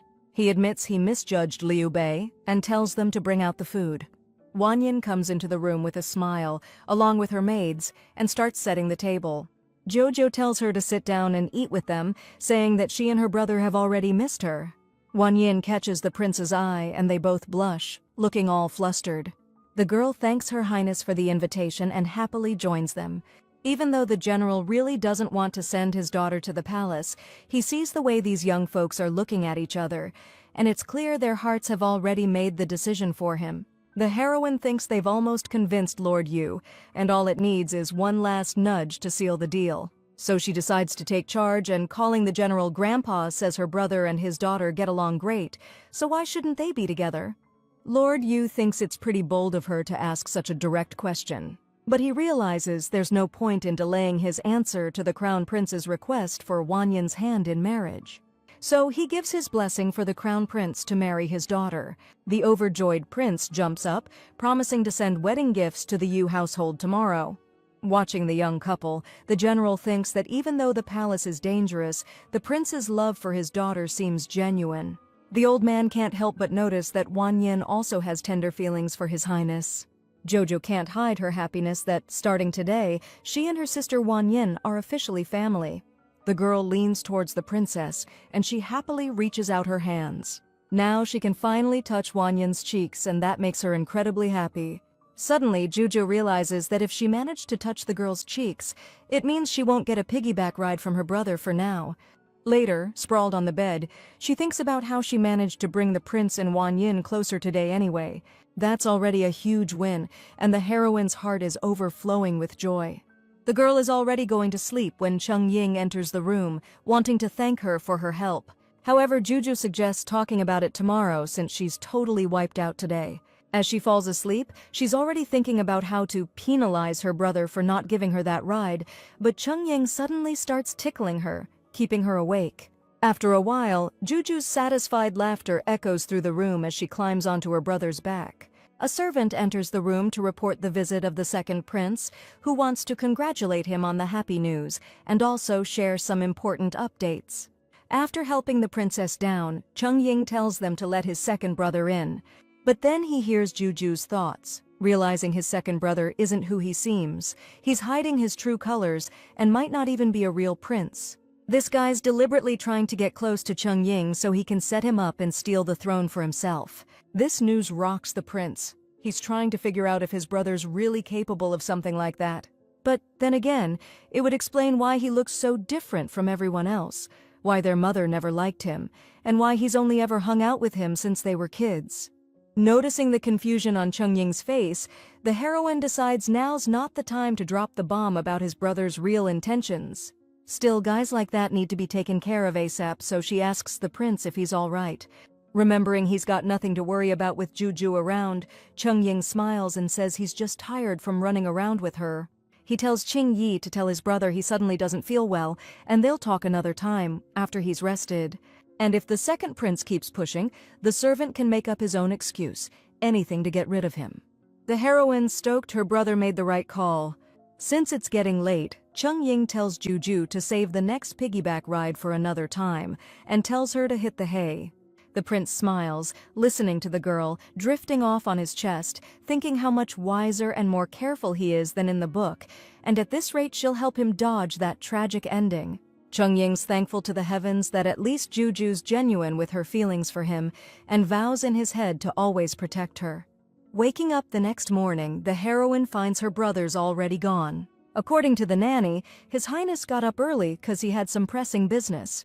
Jojo wants to go for a walk, but the woman tells her to wait for her brother since the girl's too young to wander around alone. The princess asks the nanny to come with her and grab a couple of guards too, since it's her first time outside the palace and she wants to have some fun. Jojo promises to be careful, and the woman finally gives in. Stepping outside, the heroine bolts toward the snack stalls, and the nanny tells her not to run so fast. None of them realize someone's watching them from behind. Jojo asks the nanny if she knows where to get the best sweets around here, and just then, someone grabs her by the scruff of the neck. She yelps and turns around, only to see it's her older brother who's laughing and offers to show her the shop. The guy's finally found a way to get in good with Juju, figuring if he shows her around and gives her a good time, she's bound to love him like a big brother. But judging by the princess's face, you can hardly say she's thrilled that he picked her up like a puppy. She tells him to put her down, thinking her brother's still holding a grudge, but that's not what the prince meant at all. He apologizes, explaining he was just happy to see her here, and as an apology, promises to treat her to the yummiest buns. Since they have to walk a bit, the brother offers to carry Juju, but she takes it as a dig at how slow she is. The prince doesn't know how to get through to the little one that he's just trying to be friends, and blames himself for being a jerk to her at first. Sitting down at the bakery table, the heroine's eyes dart around, and she doesn't know what to choose. Seeing a chance to win her over, the older prince suggests she try one of the local meat buns. Jojo frowns again, 'cause they have meat buns at the palace and she wanted something the royal chef doesn't make. Hearing her thoughts, the prince suggests mushroom buns this time and she agrees. The guy's thanking his lucky stars he can hear Juju's thoughts. At this rate, he might actually connect with her. Hearing that she's super hungry, the prince tells her to hang tight while he goes and orders a ton of food. He wants to order everything himself to surprise Juju and make her happy. But when the order hits the table, she's frowning again, thinking her big bro wants her to explode. She thinks the order's way too much, but the prince promises he'll help her finish it all. Suddenly, Juju overhears other customers calling them gluttons who are about to eat 2 days' worth of food. Saying she can't eat there and wants to take a walk, the princess bolts from the table. The prince is about to head out with her, but Juju tells him to finish his food first, wouldn't want it to go to waste. Stepping outside, she's thinking what a blockhead her older brother is, and how can he eat so calmly when someone's calling him a glutton. Suddenly, she spots a jewelry stall and decides to pick something out for her mother, to cheer her up. Out of nowhere, some punk walks up to her and tells her to take off her necklace, 'cause his sister likes it. Jojo asks who they are and what makes them think she's just gonna hand over her jewelry. Her mother had this necklace specially made for her when she was stuck in the cold palace, and there's no way she's giving it to anyone. The punk introduces himself as Zhang Cheng, cousin of Liu Pei, and he's sure she's just some dressed-up hick, 'cause no one's ever seen her around here before. He says if his sister's taken a liking to something of hers, she should be honored to hand it over immediately. Jojo says it's pretty dumb to hide behind the name of Liu Pei, who General Yu locked up last night. But even if he was free, Zhang Cheng has no right to steal other people's stuff, 'cause he'd get thrown in the slammer too. This kid's about to lose it and teach this sassy little brat a lesson. Our girl's clinging to her nanny, eyes darting around, trying to figure out where the guards went. Zhang Cheng thinks she's scared and, with a nasty smirk, tells her it's too late to beg for mercy. But right then, a hot pastry smacks him right in the face. Shielding Juju, the older prince demands to know how the kid dared threaten her. The heroine feels safe now, standing next to her big brother, the military commander. The prince smiles, knowing that if his combat skills make Juju feel secure, then it's all worth it. Meanwhile, the insulted Zhang Cheng demands to know who they are. The kid is outraged that some dude with a fake tooth dared to stand up to him. That's the last straw for the first prince of the ruling dynasty, and he announces his name. Still, Zhang Cheng doubts the first prince would dress like that, or grab street food like that. And he's not buying that the shorty behind the guy is the emperor's 18th favorite daughter. Zhang Cheng figures they're just trying to scare him into handing over the necklace. When the punk orders his goons to grab the jewelry from the short girl, the prince tells him not to cry later, because even all together, they're nothing to him. Turning to Juju, he tells her to step back so she doesn't get hurt. She tells her brother to be careful and not lose the fight, but he assures her she has nothing to worry about. A moment later, all the attackers are lying on the ground in a heap, courtesy of him. The princess claps her hands, marveling at her older brother's incredible strength. Struggling to get up, Zhang Cheng threatens to call his dad right now. He says they're toast, because his father is the high-ranking court official Zhang Qingshan. The dude walks off, and the prince and princess just make faces at his back, 'cause he can't bring anyone with more clout than their own dad anyway. But then, the nanny tells them both to get out of here, like now. The heroine's all confused, like, why should they run when those other guys were in the wrong? According to the woman, the Zhang family gets away with everything, abusing their power daily, doing some seriously messed up stuff.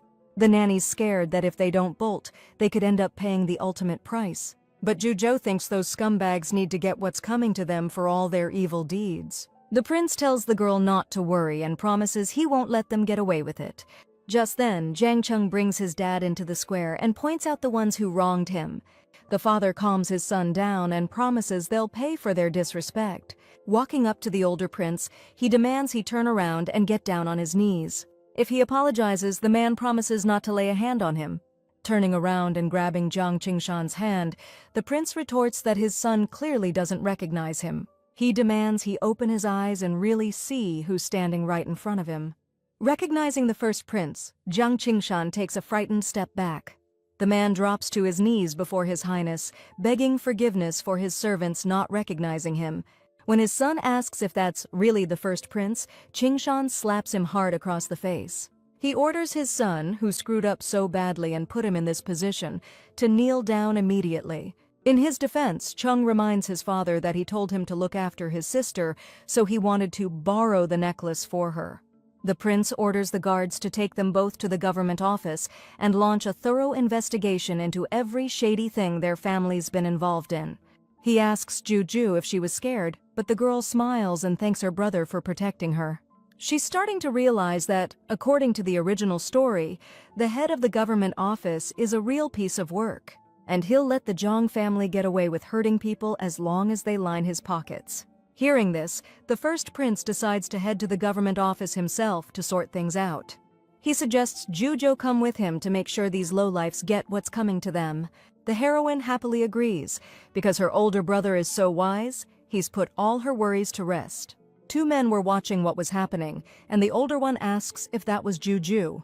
The son tells him to hold his horses, he's only just back in the capital, and even though he's missed the girl and her mother terribly, it's not the right time yet. The old man says he's been waiting 3 years, and that doesn't matter now. A little later at the government office, the head of the department is fuming, wondering who dares to tell him who to protect. Joe thinks that even though the deputy governor is a good official, he can't stop him because he's lower in rank. The big boss thinks General Yu and the Crown Prince are clueless when it comes to judging officials. He figures they'll forget all about it soon, and he'll be off the hook in a couple of days. When he demands they stop messing with his money, the prince loses it, calls out Zheng Fuya, who jumps, realizing he's been heard. With a shaky voice, he tries to explain that it's all a big misunderstanding. The prince cuts him off and kicks him right off his feet. He points out that the department head shouldn't be making excuses, since a military commander wouldn't know the first thing about judging officials. The prince orders Zheng Fuya's arrest, strips him of his rank, appoints the deputy in his place, and promises to report everything to the emperor. Joe admires his brother and is already imagining how this whole operation's gonna get a major upgrade once their dad finds out. The newly appointed governor thanks His Highness and promises to carry out his duties faithfully. And his now ex-boss threatens him, promising payback for plotting with the prince behind his back. The heroine remembers that in the original story, Zheng Fuya hired a hitman to take out the deputy. Turning to the guy, she tells him to stay inside his sedan chair, no matter what happens in the next few days when he's out and about. Not understanding why the princess is saying this, the new head of the government department promises to heed her advice anyway. Jojo knows perfectly well that he's not going to listen to her warning, and she's seriously worried about it. Hearing her thoughts and realizing the girl can't possibly explain her worries to the guy, the prince decides to take matters into his own hands. He gently strokes his little sister's head and tells her not to worry. The prince promises to assign someone to the department head who will, shall we say, discourage him from leaving the sedan chair. The very next day, on his way to work, the guy hears a kid crying in the street and tells the carriers to stop. The old man reminds him about the prince and princess's warning and advises him to stay inside the sedan chair. But the head of the government department isn't going to listen. His heart is breaking from that crying. He promises to apologize to the princess in person tomorrow, but today the child's suffering comes first. And just as the guy steps out of the sedan chair, bam, he gets clocked in the neck. When the department head comes to, he sees 2 dudes in front of him telling him to chill out, saying the crown prince sent them. The next day, the crown prince is filling Juju in on what went down. Turns out there was no kid found in the street, just some ventriloquist act. The investigation revealed Zheng Fuya hired him to trick his successor into leaving the chair. The heroine was sure the former department head was one seriously cunning bad guy.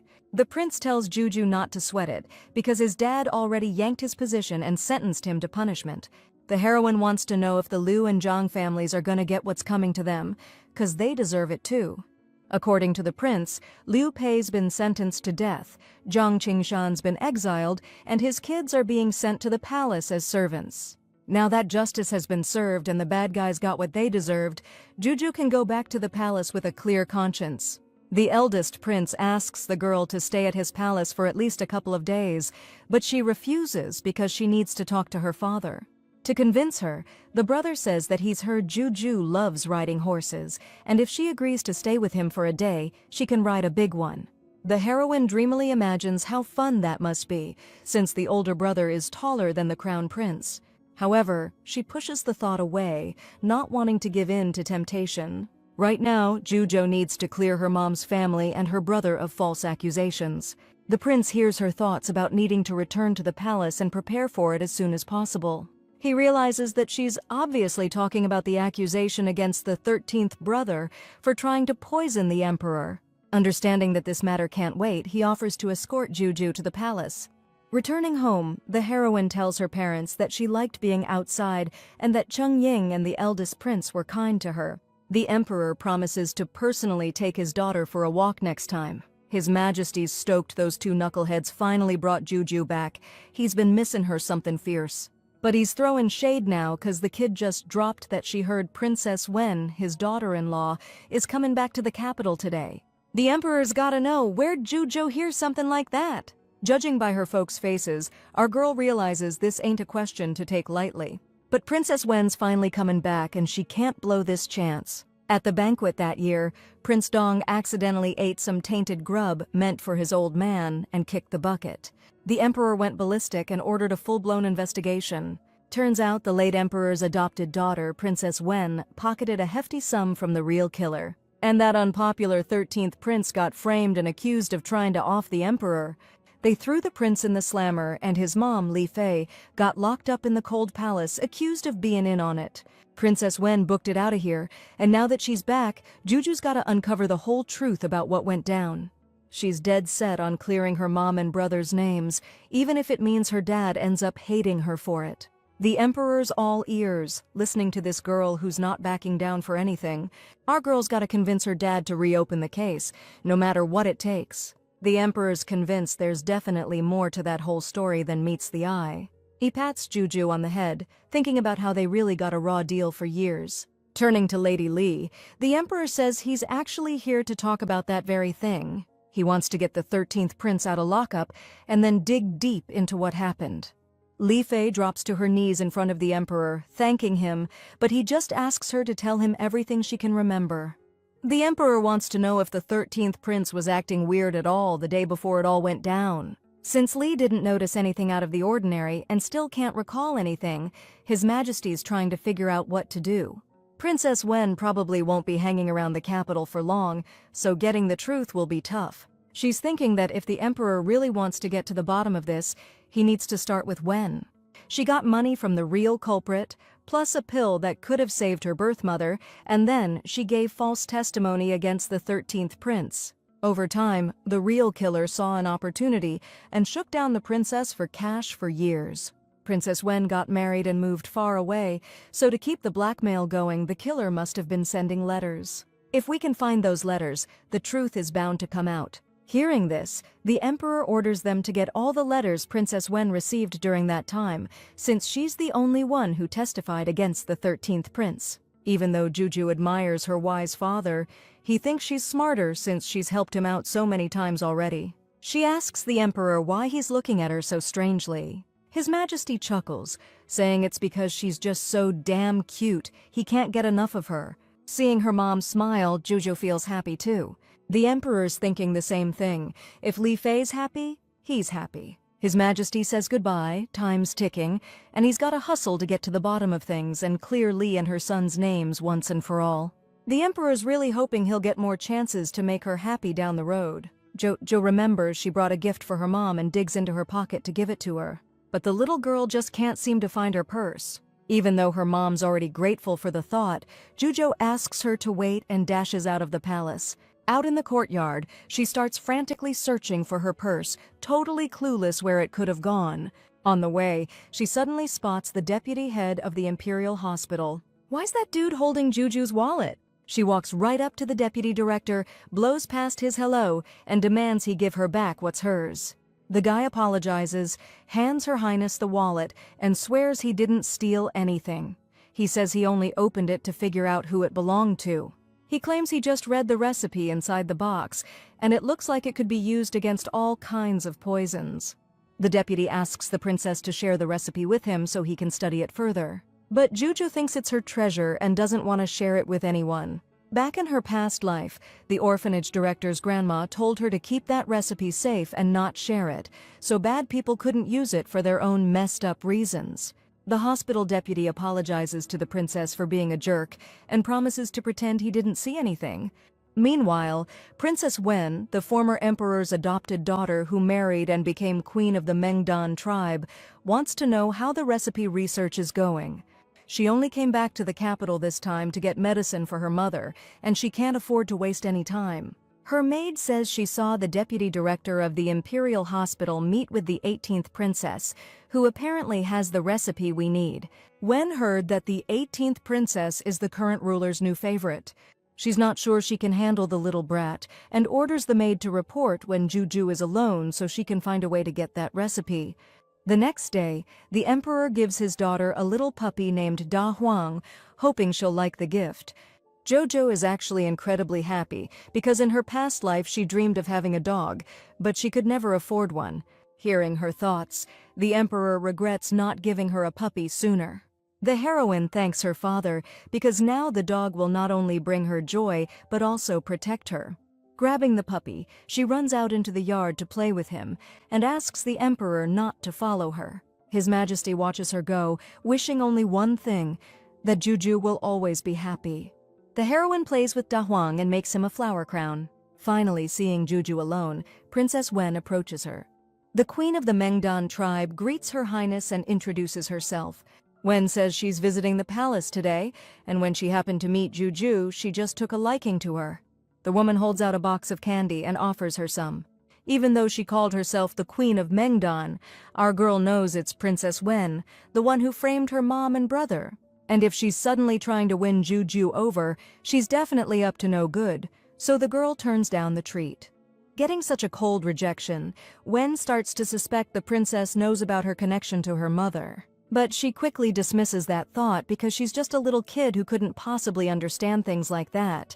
Forcing a friendly smile, Wen insists that Her Highness try these amazing candies. Claiming she'll definitely love them if she just tries one, the woman grabs Juju's hand. But the heroine, saying she'll touch what she's giving her, shoves her away, the box drops, and the candies scatter all over the ground. Now Wen has no doubts. The girl definitely knows everything, and she's holding a grudge. But she couldn't care less. And the woman, declaring that the princess forced her to do this, suddenly raises her hand and snatches something from her pocket. The puppy leaps forward to protect his owner and bites Madame Wen. The woman runs around the courtyard, calling for help, and His Majesty and the Empress Mother come out to see what all the commotion is about. The emperor, who trained the dog himself, orders him to stop. The puppy, with his ears down and whimpering pathetically, lies down on the ground, lowering his snout. Madame Wen falls to her knees and thanks His Majesty for saving her. But since the emperor personally trained Da Huang, he knows the dog wouldn't attack people without a reason, so he wants to know what she did to provoke him. Wen knows perfectly well that if she tells the truth, she's definitely going to get punished. Since nobody was around at that moment, she decides to pin the whole blame on the princess. The woman claims she wanted to offer Her Highness some sweets, but not only did she refuse, she also sicked her dog on her. Therefore, she demands the 18th princess be severely punished for such arrogant behavior. The emperor is furious with Princess Wen, who first accused the 13th prince, and now is trying to do the same with Juju, and decides it's time to settle this once and for all. He invites the Empress Dowager and Li Fei to hear Wen's testimony regarding her demand to punish Juju. According to the emperor, his 18th daughter has always behaved diligently. She is sensitive and would never harm anyone without reason, so he demands proof. Princess Wen insists that His Majesty and the Empress Dowager themselves saw the dog chasing her around the courtyard. The emperor asks Juju why Da Huang attacked the princess and bit her. Before our girl can answer, Wen interrupts her, claiming it's all because of the 18th princess's arrogance and spoiled nature. His Majesty tells the woman to shut her trap, since the question wasn't directed at her. Joju's calling Wen out for lying, saying she started it by stealing her purse. That's why Da Huang went after her, trying to protect his owner. The woman's like, "I'm the queen now, why would I need to steal some little girl's wallet?" Our girl's stumped, doesn't know what to say. Wen jumps on that, saying if she can't give a reason, she's obviously lying. Then it hits our girl. The original story mentioned Princess Wen's real mom being seriously ill. Obviously, she found out about the recipe Juju keeps in her purse, and that's why she swiped it. But since our girl only knows this from the book, she can't exactly use it as proof. Not even His Majesty knows about the recipe, so she can't just make everyone believe her. Hearing Juju's thoughts, the Emperor decides to step in and take control. He straight up announces that there was a recipe in the princess's purse, and that's why Wen came here today. The woman freezes, totally shocked that the Emperor knows everything. While she's scrambling to figure out what to do now, Juju's just admiring her dad, like always. But then our girl starts wondering how her father could know about the recipe. Nobody knew about it except the hospital's second-in-command. Suddenly, she gets the idea that he might be hearing her thoughts. The Emperor decides to run with it, saying that the hospital's second-in-command told him about Wen's birth mother's illness, and that Juju had a recipe for the cure. The heroine's thinking about what a blabbermouth that guy she trusted with the secret turned out to be. Meanwhile, Wen's trying to pin the blame on Juju, who's obviously holding a grudge against her for what happened to her brother, accusing her of conspiring with the hospital's second-in-command. She warns His Majesty to be careful around this girl. Now that Wen's brought it up, the Emperor suggests reopening the investigation into those events and doing it right this time. He calls for Fu An, who hands His Majesty some envelopes. In his hands are letters that Wen exchanged with Qin Fei after she got married. These letters prove that Qin Fei poisoned her, bribed her to give false testimony against the 13th prince, and then used it to blackmail her. Princess Wen can't believe the letters are real because she burned them all, and no one should have been able to find them. According to the Emperor, the messenger who delivered the letters copied them, gave Wen the copies, and kept the originals himself. Slander against a member of the royal family is a capital offense, but considering Wen's marital status, she'll avoid that punishment. She'll be stripped of her title as princess and sent to Mengen. The main character realizes how tough things will be for that woman now, but she definitely deserves it. As Wen is being led away, the Emperor approaches Lady Li to tell her something else.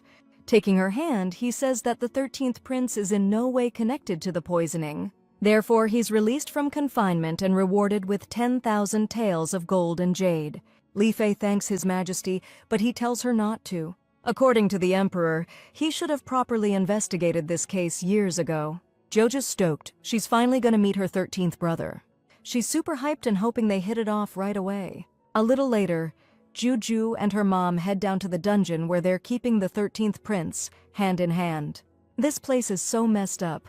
She's wondering if her brother's gonna be totally scarred for life. Hearing her daughter's thoughts, Lee figures she's probably right, 'cause it's gotta be rough being stuck here for this long. Meanwhile, the 13th prince is sitting behind bars, just wondering how his mom's doing. Suddenly, he hears this huge clang behind him as the heavy door swings open and he spins around. His mom walks into the dungeon, tears streaming down her face. While the prince is trying to figure out what's going on, the guards come into his cell and help him to his feet. Thinking the Emperor's given him the axe, the prince starts to fight back.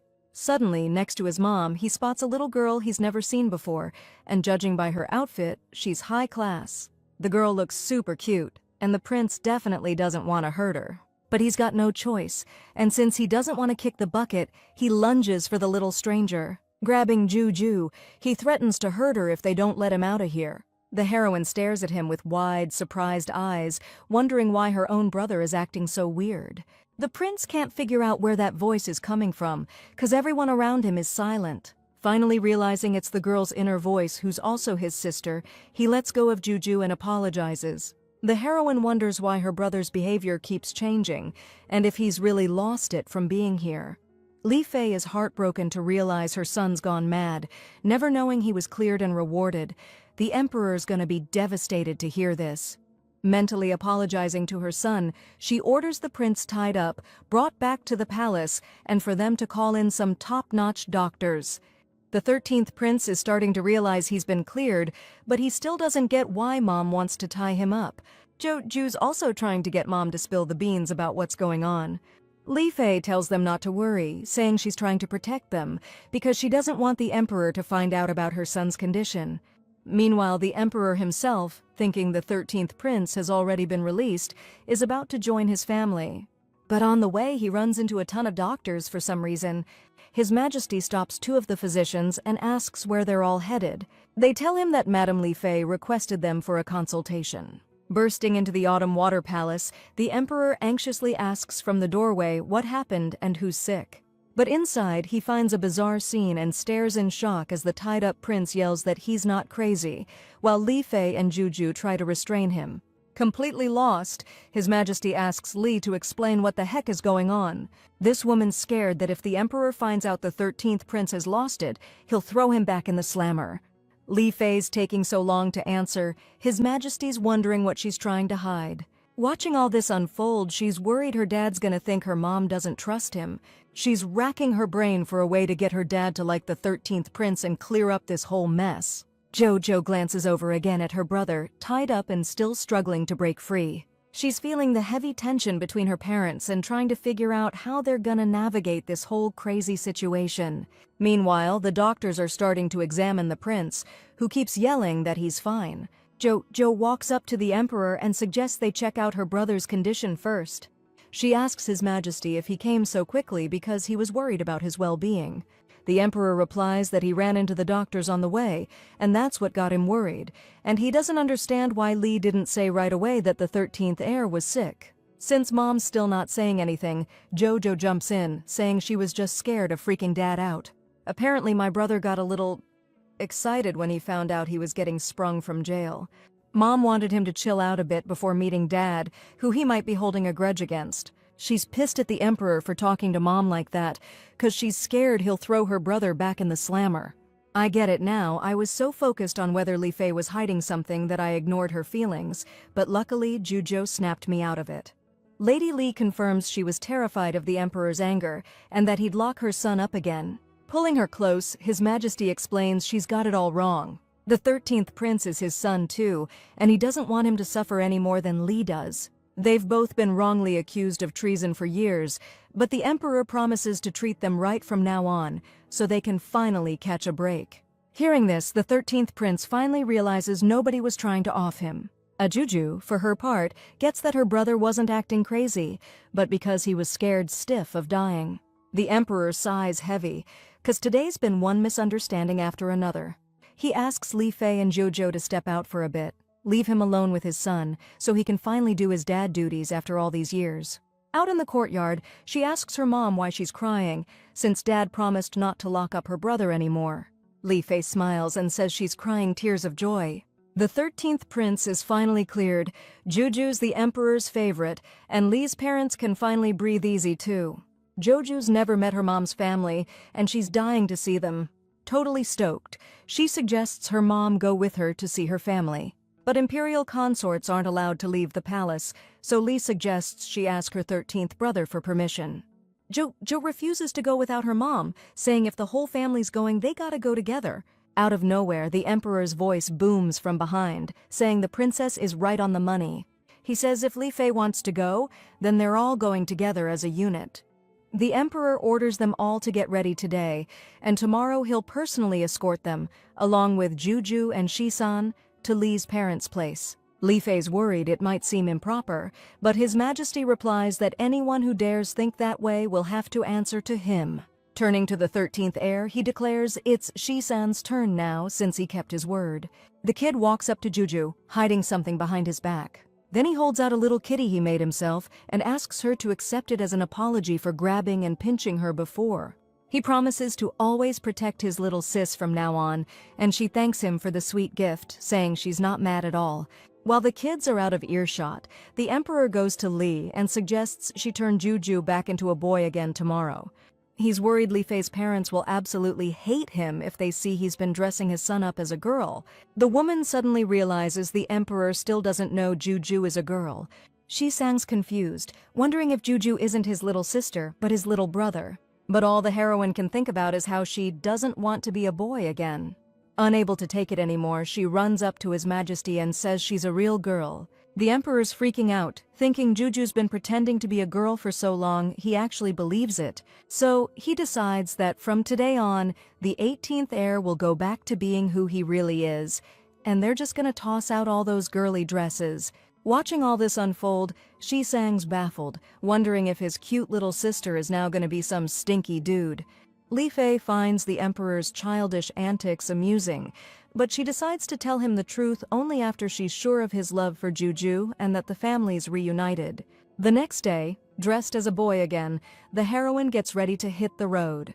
Scooping her up in his arms, the emperor declares that Juju is super cute today too, and he loves him no matter what. But the main character looks totally bummed, and all she can think about is how much she'd rather be wearing a skirt. Hearing her inner thoughts, the emperor's like, why does Juju still think she's a little girl?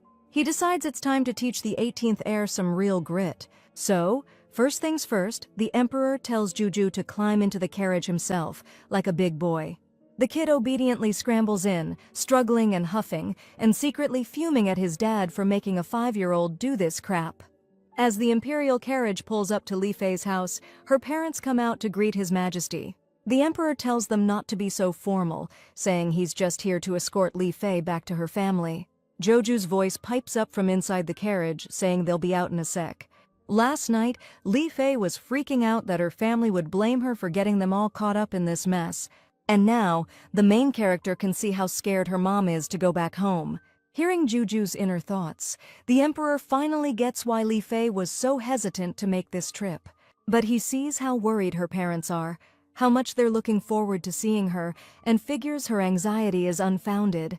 Smiling, he walks up to the carriage and tells her that her family is already waiting for her. Opening the door a crack, the emperor sees how nervous Li is, asking if her parents are still gonna try and tell her what to do. His Majesty jokes that he can't lie to her, otherwise he'll never win her over. That eases Li's mind, and she reaches out her hand so he can help her out of the carriage. Finally, the woman steps out to greet her parents, who are overjoyed to see her again. Joju, meanwhile, is thinking that she's ready to forgive her dad, since he tried to make mom happier. The family's about to head inside when Li Fei suddenly asks why her brother and sister-in-law aren't here. According to her father, her sister-in-law was, sadly, poisoned during the Kuyang Rebellion 6 years ago, and she's been getting worse ever since. Li's brother is tending to his wife at her bedside, so he couldn't greet them. The heroine knows about this uprising, where a rebel group infiltrated the capital. Jojo remembered they specifically targeted women from official families, like Princess Wen's mother, but she didn't know her aunt was also a victim. Grandma and Grandpa hear a weird voice and realize it's Juju's inner voice. But they don't get how she knows about events that happened before she was even born. Meanwhile, the heroine herself decides to find a way to take care of her aunt. She runs to her mom to tell her she knows a cure for the poisoning. Joju's got a medicine recipe that works against any kind of poison, and it's gotta help her aunt. But Li Fei's parents don't believe a kid can help with this, especially since they've been trying to find a cure for over 6 years and haven't had any luck. Li doesn't know how to argue, and Juju figures it's normal for Grandma and Grandpa to be skeptical in this case. She's racking her brain, trying to figure out how to explain where she got this recipe. No way she can tell them the orphanage director from her past life gave it to her. Gramps and Granny are picking up on her thoughts, and now they're starting to get how such a little kid knows so much. Grandpa walks up to Juju and tells her they've decided to give it a shot. He pats her on the head, saying they can't not trust their own granddaughter. Our girl suggests they get started on the medicine right away and give it to her aunt. Li Fei's worried they're taking up His Majesty's time. But the Emperor declares that saving a life is what matters most. He and the 13th prince will take a stroll around the palace in the meantime. Back at the house, Li Fei's brother, Li Guangsheng, is there to greet his sister and niece with open arms. He heard they brought medicine for his wife and wants to know if it's true. Li Fei tells him it's a real cure-all for any poison, and it's definitely going to help his wife. Guangcheng helps Xue sit up in bed and asks her to drink the medicine. Barely able to hold the bowl, she drinks it down, not expecting anything after all these years of being sick. But to everyone's shock, Xue opens her eyes and, like magic, feels way better and more relaxed. Tears well up in the guy's eyes, overjoyed that his beloved wife is saved. He thanks his sister for the help, saying he hates to think how things might have ended without her.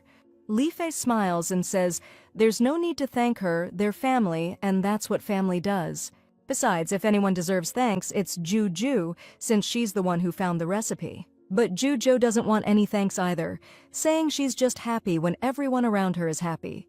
Either way, Uncle Guangcheng promises he'll find a way to repay the girl someday for saving his wife's life. Not wanting to bother her daughter-in-law, who's just now coming to, Li Fei gets ready to leave and tells her to get some rest. The Li family's over the moon. Everyone's cleared, the 13th prince is out of the slammer, and Zhu's finally on the mend. Li Fei's telling his mom to dry her eyes. Today's a day for smiles, not tears. And it's all thanks to our lucky charm, Juju, who's making our lives better every single day. While we're at it, Grandpa wants to know why Juju's dressed like a dude. Your mom wrote us that she had a daughter. Li Fei explains that His Majesty's got 17 sons, and he's always wanted a daughter. When she was stuck in the cold palace, she decided to hide her daughter's true gender to protect her from, the usual palace nonsense. Now that the family's back on top and Juju wants to be a girl again, she's planning to drop the bomb on everyone soon. Dad thinks Li Fei's doing the right thing and promises to keep calling Juju him for now. The 13th prince, just back from a walk, overhears this whole conversation. Shisang's stoked he got here before Dad. Now he finally knows the real deal. The prince is stoked he has a sister, 'cause Juju's a girl, totally missing the emperor sneaking up behind him. Hearing his son's words, His Majesty demands he repeat what he just said. He wants an explanation. What exactly did the 13th heir mean by saying Juju is a girl? Trying to weasel his way out, Shisang says he heard his little brother was raised like a princess and just started daydreaming about having a sister. He claims it would be awesome if Juju was a girl, 'cause he really wants a sister. The emperor can't believe the prince got all excited over just a fantasy. Acting like he suddenly remembered something important, Shisang tries to bail on the conversation. The 13th prince's reaction still seems super sus to His Majesty. The emperor figures he absolutely has to find a way to get to the bottom of this. If Juju really is a girl, then Li Fei must have a darn good reason for keeping it a secret. Thing is, she gets worked up so easily, the emperor doesn't want to stress her out more than he has to. So he figures he'll try to get to the bottom of this on the down low, but the problem is, Li Fei's always glued to Juju's side. His Majesty's wondering just how much this woman's keeping from him. Li Fei notices the emperor's been giving her the serious stink eye. She asks him, "Is there something wrong with my face or something?" The emperor smiles and says he just wants to look at her as much as he can. Hearing that, our girl's stoked that her folks are getting along better every day. She totally forgets she was playing blind man's bluff with her brother, and Shisang, still blindfolded, slams right into her and knocks her on her butt. The 13th prince apologizes, but Juju just smiles and says she's okay. Li Fei rushes over to make sure her daughter's really all right, but she just says she got a little dirty. The emperor knows this is his shot to get to the bottom of things, so he suggests taking a bath with Juju. Li Fei tries to talk His Majesty out of it, saying that's the nanny's job. Our girl's freaking out at the thought of bathing with her dad. Trying not to blow her cover, she smiles and says she wants to stay with her mom. You could cut the tension with a knife, as everyone waits to see what His Majesty will say. Seeing their reactions, the emperor figures they're definitely hiding something, but he doesn't want to push it. So he lets Juju bathe with the nanny, and Li Fei and her daughter breathe a huge sigh of relief. After bathing and dressing the princess, the nanny walks her to her room and wishes her good night. But on her way back, the emperor stops her. Telling her to drop the act, he asks if she saw everything she needed to see. The emperor's on pins and needles waiting to hear from the nanny. Boy or girl for Juju? Smiling, the woman replies there's no doubt about it, Juju is a girl. She congratulates His Majesty on finally having a daughter. The emperor can't believe his luck and asks the servant again just to be sure. Just then he hears someone else in the courtyard besides them. Turning around, the emperor's surprised to see his eldest son standing there. Turns out the prince found out Juju spent all day at the Liu estate and snuck in to see her. Giving his eldest son a stern look, the emperor reminds him he's too old for such foolishness. When asked if he overheard their conversation with the nanny, the prince confirms and adds that he was very happy to hear it. He congratulates his father on finally having a princess in the palace. The prince just doesn't get why Li Fei kept it a secret, especially since she knew damn well who she gave birth to. The emperor's wondering the same thing, since she knew how badly he wanted a daughter. He's about to go ask Li Fei about it right now, and the prince wants to tag along for a chance to see Juju. But his dad tells him to get back ASAP, so he doesn't freak out the mother and daughter in the middle of the night. The crown prince always figured Li Fei was hiding something and worried she was scared of something, but now he's sure his father won't make things harder on them. Entering the palace, the emperor notices the lights are still on, which means Li Fei and Juju haven't gone to bed yet. He's about to knock when he overhears Li, who's just found out a palace maid bathed her daughter. She asks Juju if that woman saw that she was a girl. Li explains to her daughter that in the harem, everyone usually tears each other to shreds. She says it'll be dangerous if they find out she's actually a princess. The Li family just got back, and they're not as strong as they used to be. They can't protect Juju right now. The princess tells her mom not to worry, because she had the maid leave when she was changing. The woman's relieved to hear that, and Juju tells her to stop crying. Now that the emperor knows the truth, he understands why Li Fei kept it hidden.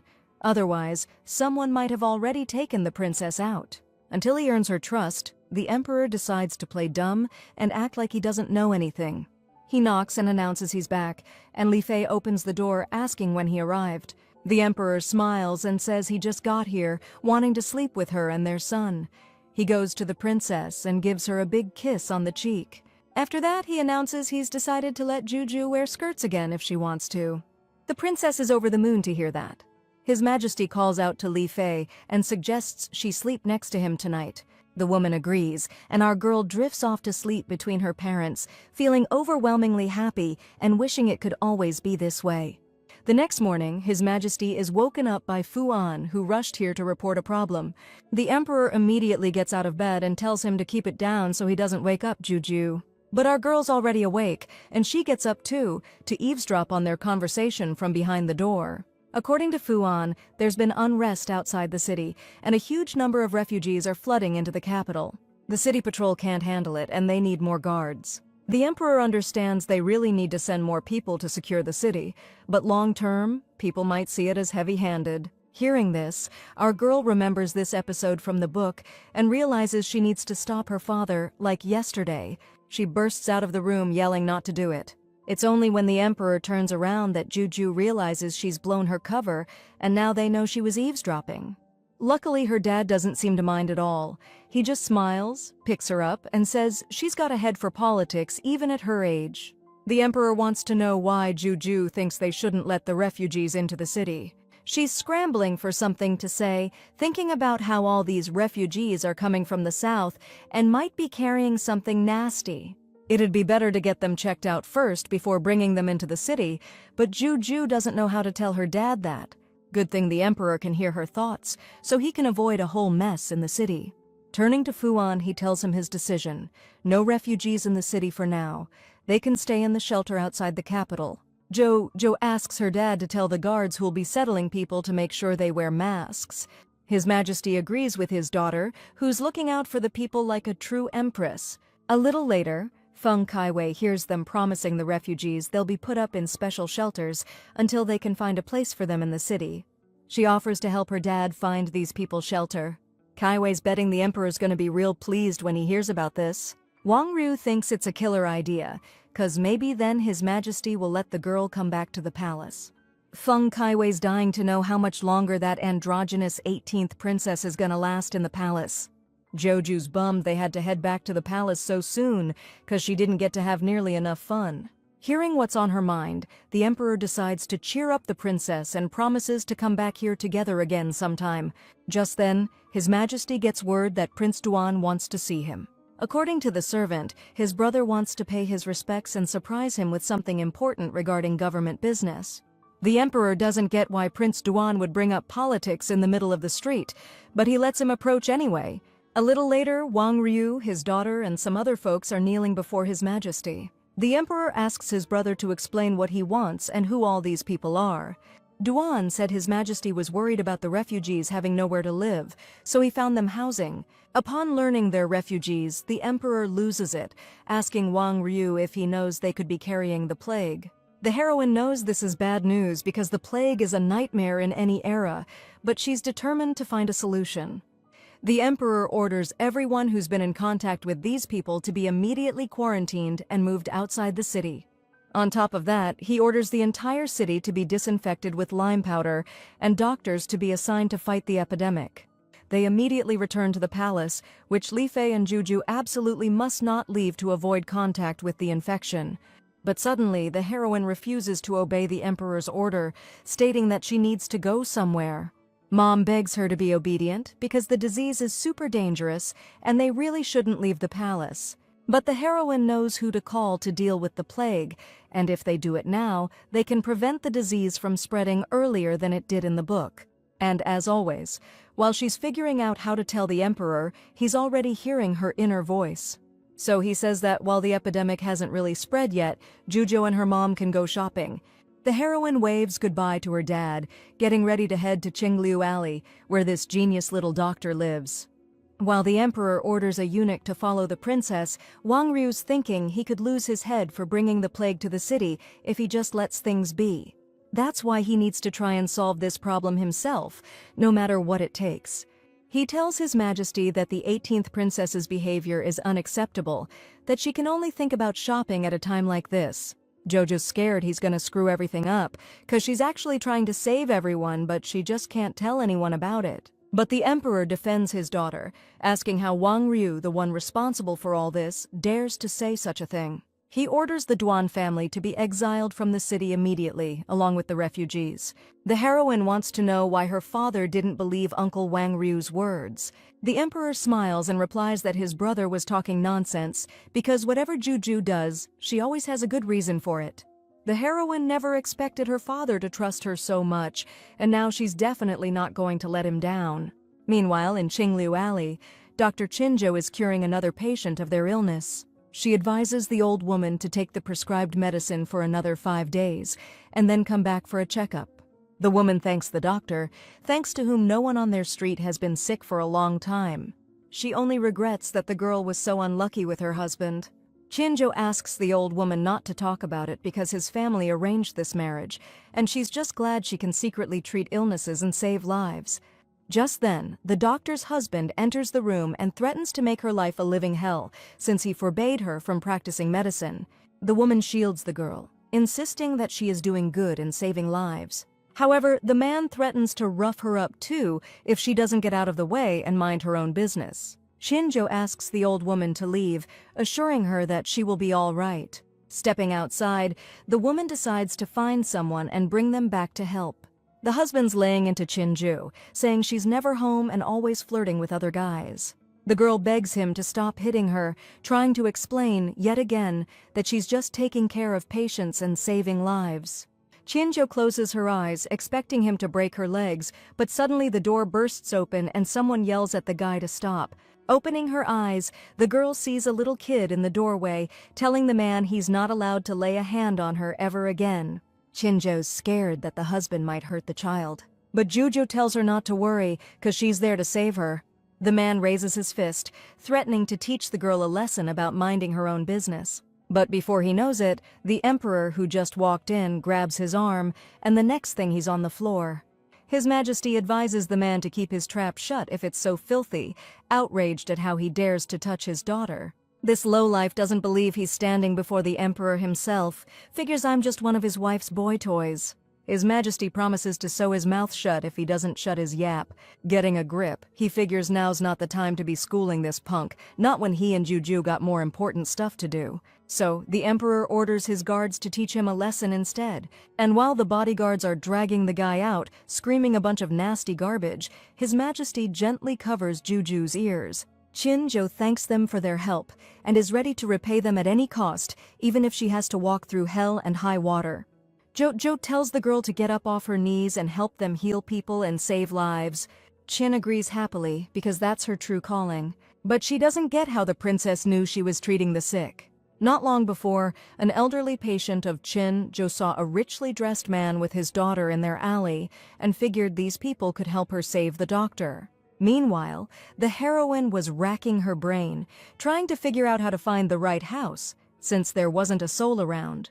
Just then, an old woman threw herself at her feet, begging for help for her kind neighbor Chinju, whose husband beats her every day. The emperor knew that, as important as this was, finding a doctor on day one of this spreading epidemic was way more critical. And out of nowhere, the princess announced that the old woman was talking about the very person they were looking for. So, the heroine tells Chin-jo that the old lady was the one who led them to her. Even though the doctor thanks them for their help, the princess replies that she was only saved because she deserved it. Chin is blown away by how deeply such a young child can think. The emperor looks at his kind and compassionate little girl with a proud smile. Then he tells the doctor that a plague is spreading through the city and the situation could get out of hand fast.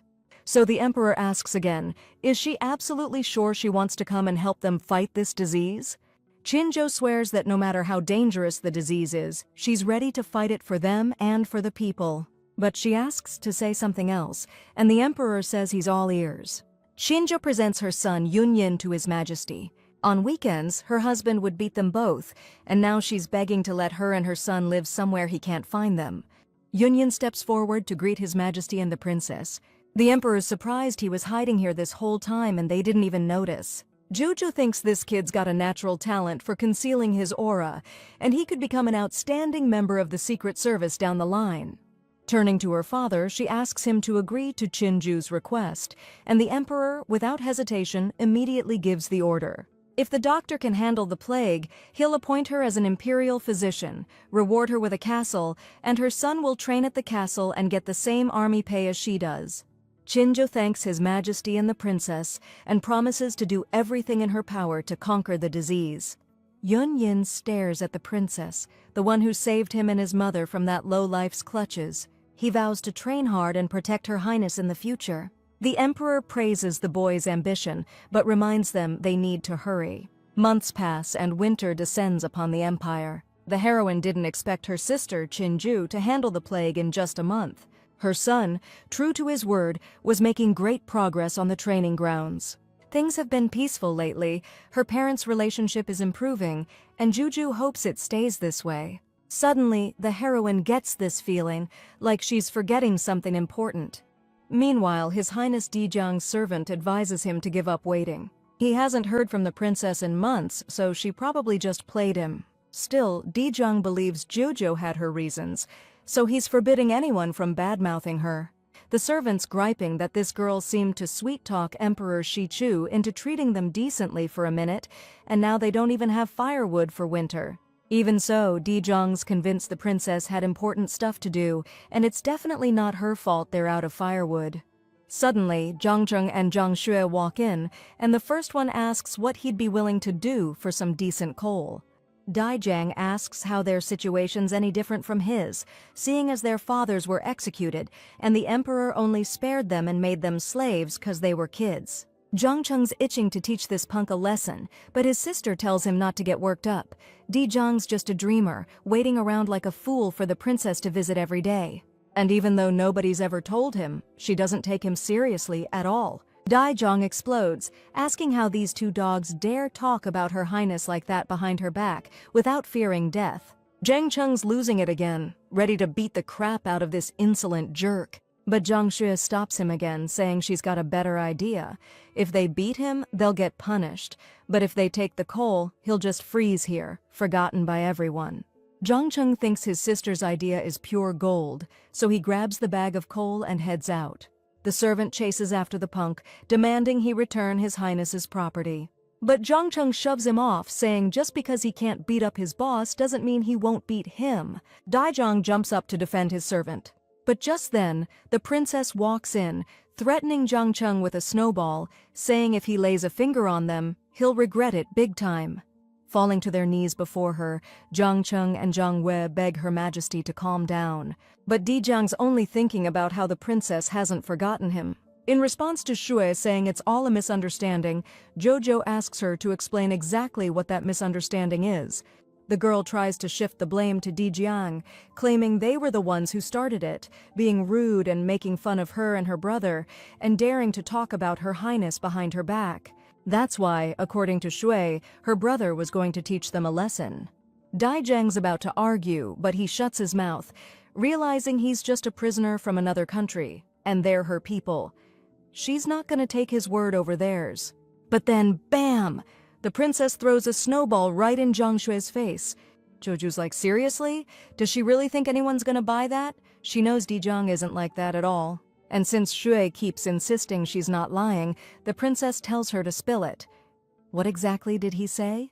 Joju's gotta make sure the palace people don't get the wrong idea about the main character, otherwise they'll keep messing with him, and it'll turn into a real disaster.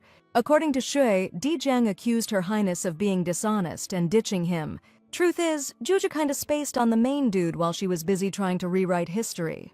She admits he's got every right to complain. It's her fault for not visiting sooner, and she apologizes. Grabbing his hands, Joju promises to visit more often so he won't even have a chance to miss her. Dijang thanks Her Highness, hoping he remembered to wash his hands today. As for these two, the princess forbids them from bullying people and doing evil deeds, or else she promises to have them scrubbing toilets. Dropping to their knees before her, Zhang Cheng and Zhang Xue admit their guilt and beg for forgiveness. However, the princess doesn't see how she can trust them if they still haven't realized who exactly they need to apologize to. Therefore, she orders the guards to immediately seize them both. Dijang thought that when she met the princess again, she wouldn't even remember him. But not only did she remember him, she stood up for him. This is the first time someone has apologized to him for abandoning him, and the first time someone has kept a promise to him. Even though she dealt with these two jerks who were messing with him, Joju doesn't consider the problem solved. So she decides to send 2 servants from her own palace here to make absolutely sure nobody dares to act like that again. But according to Dijang, he's already happy that she visited him, and he's ashamed to always rely on her. The heroine looks at him, amazed at just how good of a person he is. You know, at the end of the original story, after all that torture, he turned so damn evil. Joju's trying to shake that off because none of that matters now. She's gonna protect him and help him for the next 99 days. Pouting like a little kid, she says she ain't coming back if he doesn't take her offer, and that's when he finally caves. The heroine tells Dijang there's a plague going around the city, and the emperor ordered all the palaces to have medicine ready. She asks if the imperial hospital sent him any medicine, but turns out Dijang hasn't even heard a thing about it. It's playing out exactly like in the book, where 2 doctors decided to push the prisoner to get sick, then cash in on it. Even though the epidemic's not as bad anymore, thanks to Dr. Qin Ju, these doctors' behavior is just plain wrong. And since they're trying to take advantage of the situation, Joju figures, why shouldn't she push back on Dijang's behalf? Dijang doesn't get why Her Highness brought him to the imperial hospital and asks if she's feeling under the weather. Jo says she's totally fine and he just misunderstood everything. Giving him a playful wink, the princess promises that Dijang will figure it all out soon enough. Taking his hand, she asks, right there at the door where the doctor in charge of this guy's medicine is. 2 doctors come to greet Her Highness, and one of them introduces himself as the one in charge. From the princess's dark look, he realizes some kind of mistake has been made. He thought working at the Quality Control Center would be boring, and never expected to meet Her Highness in person. Looking at him, the heroine wonders if this is the same villain who used Dijang for his own ends in the book. She's about to teach this scumbag a lesson and asks if he's the one responsible for the prisoner not getting his medicine. She's planning to catch him in a lie when the guy denies it. But to her surprise, the doctor suddenly confirms with a huge grin that he's never once delivered medicine to the prisoner's house. He claims the hostages prove our country's strength, and showing them kindness would lower our standing. He's willing to take responsibility for that. She's stunned. How can he be so shameless, acting all high and mighty even after screwing up? Dijang tells the princess not to worry about him or take those words to heart. He's used to hearing them. Even so, Joju can't let this guy run wild and do whatever he wants. Suddenly, she gets an idea how to punish him. The doctor, seeing her happy face, thinks she just agrees with him. The princess asks if the doctor admits he hasn't done a single thing regarding the prisoner's well-being, and he confirms it. Therefore, for disobeying a direct imperial order, Her Highness orders the doctor fired and banished from the palace, his salary confiscated and given to the prisoner's household as compensation. His Majesty made it crystal clear to treat the hostage well, and he just confessed to disobedience. Turning to the servants, the princess declares that the same goes for them. If they mistreat the prisoner, they'll suffer the same fate. Jojo explains to Dijang that now they definitely won't dare ignore him. If something goes down later and she's not around, he can still be sure she'll always have his back.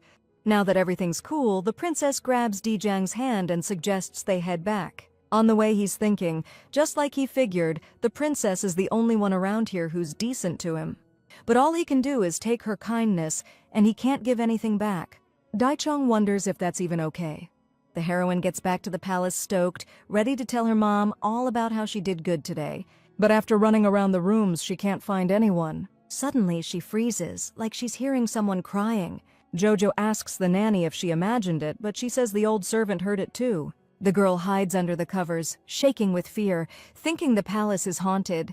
Nanny Guy's trying to calm Her Highness down, saying there's no way there could be ghosts in broad daylight. Besides, the Emperor's here all the time, and his yang energy's more than enough to keep him away. Nanny tells the princess not to worry, maybe one of the maids just messed up and is crying in a corner somewhere. So, Jujo decides to go find whoever's upset. She runs out into the courtyard, trying to figure out where the sound's coming from, but she can't pinpoint it. Finally, behind one of the palace walls, she spots a woman who's sobbing her heart out. Jojo approaches her so suddenly that the stranger, whose face is hidden by a veil, jumps. Apologizing for scaring her, the girl says hello and mentions she's never seen her around before. Realizing she's talking to the legendary 18th princess, the girl introduces herself as Lady Anne. The woman says it's normal. Her Highness hasn't seen her before since her face is disfigured, and she rarely goes out. Suddenly, the heroine remembers this scene from the book, realizing the woman in front of her is the third prince's mother.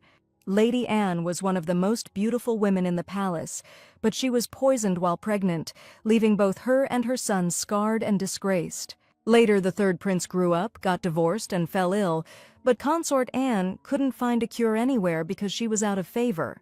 In desperation, the consort traded her own life to save her son. But when he recovered, he became bitter and betrayed his country, contributing to the fall of Shichu. But since Lady Anne is still alive, there's hope Juju can fix things. She asks the woman if she's crying because of her third brother's illness, consort, and confirms her guess, though she's confused how the girl knows about it. The heroine explains she was recently at the Imperial Hospital and overheard something. The woman apologizes for acting so childish and prepares to return to the palace to care for her son. The heroine knows she can't let Lady Anne go, or the tragedy might repeat itself. "Hold on a sec," Juju shouts, grabbing the woman's skirt. "I know how to help your son." Ruffling the kid's hair, Anne replies, "That's sweet of you, really. But Your Highness, you don't know the half of what's going on with me and the third prince. You're better off staying out of this." The heroine's impressed by this beautiful concubine. Even with everything she's going through, she's thinking about Juju. "There's no way I can just stand by and watch this happen. I'm gonna prove to Lady Anne that I can save her son no matter what." "I've already been to the imperial doctors," the concubine says. "I doubt they can do anything."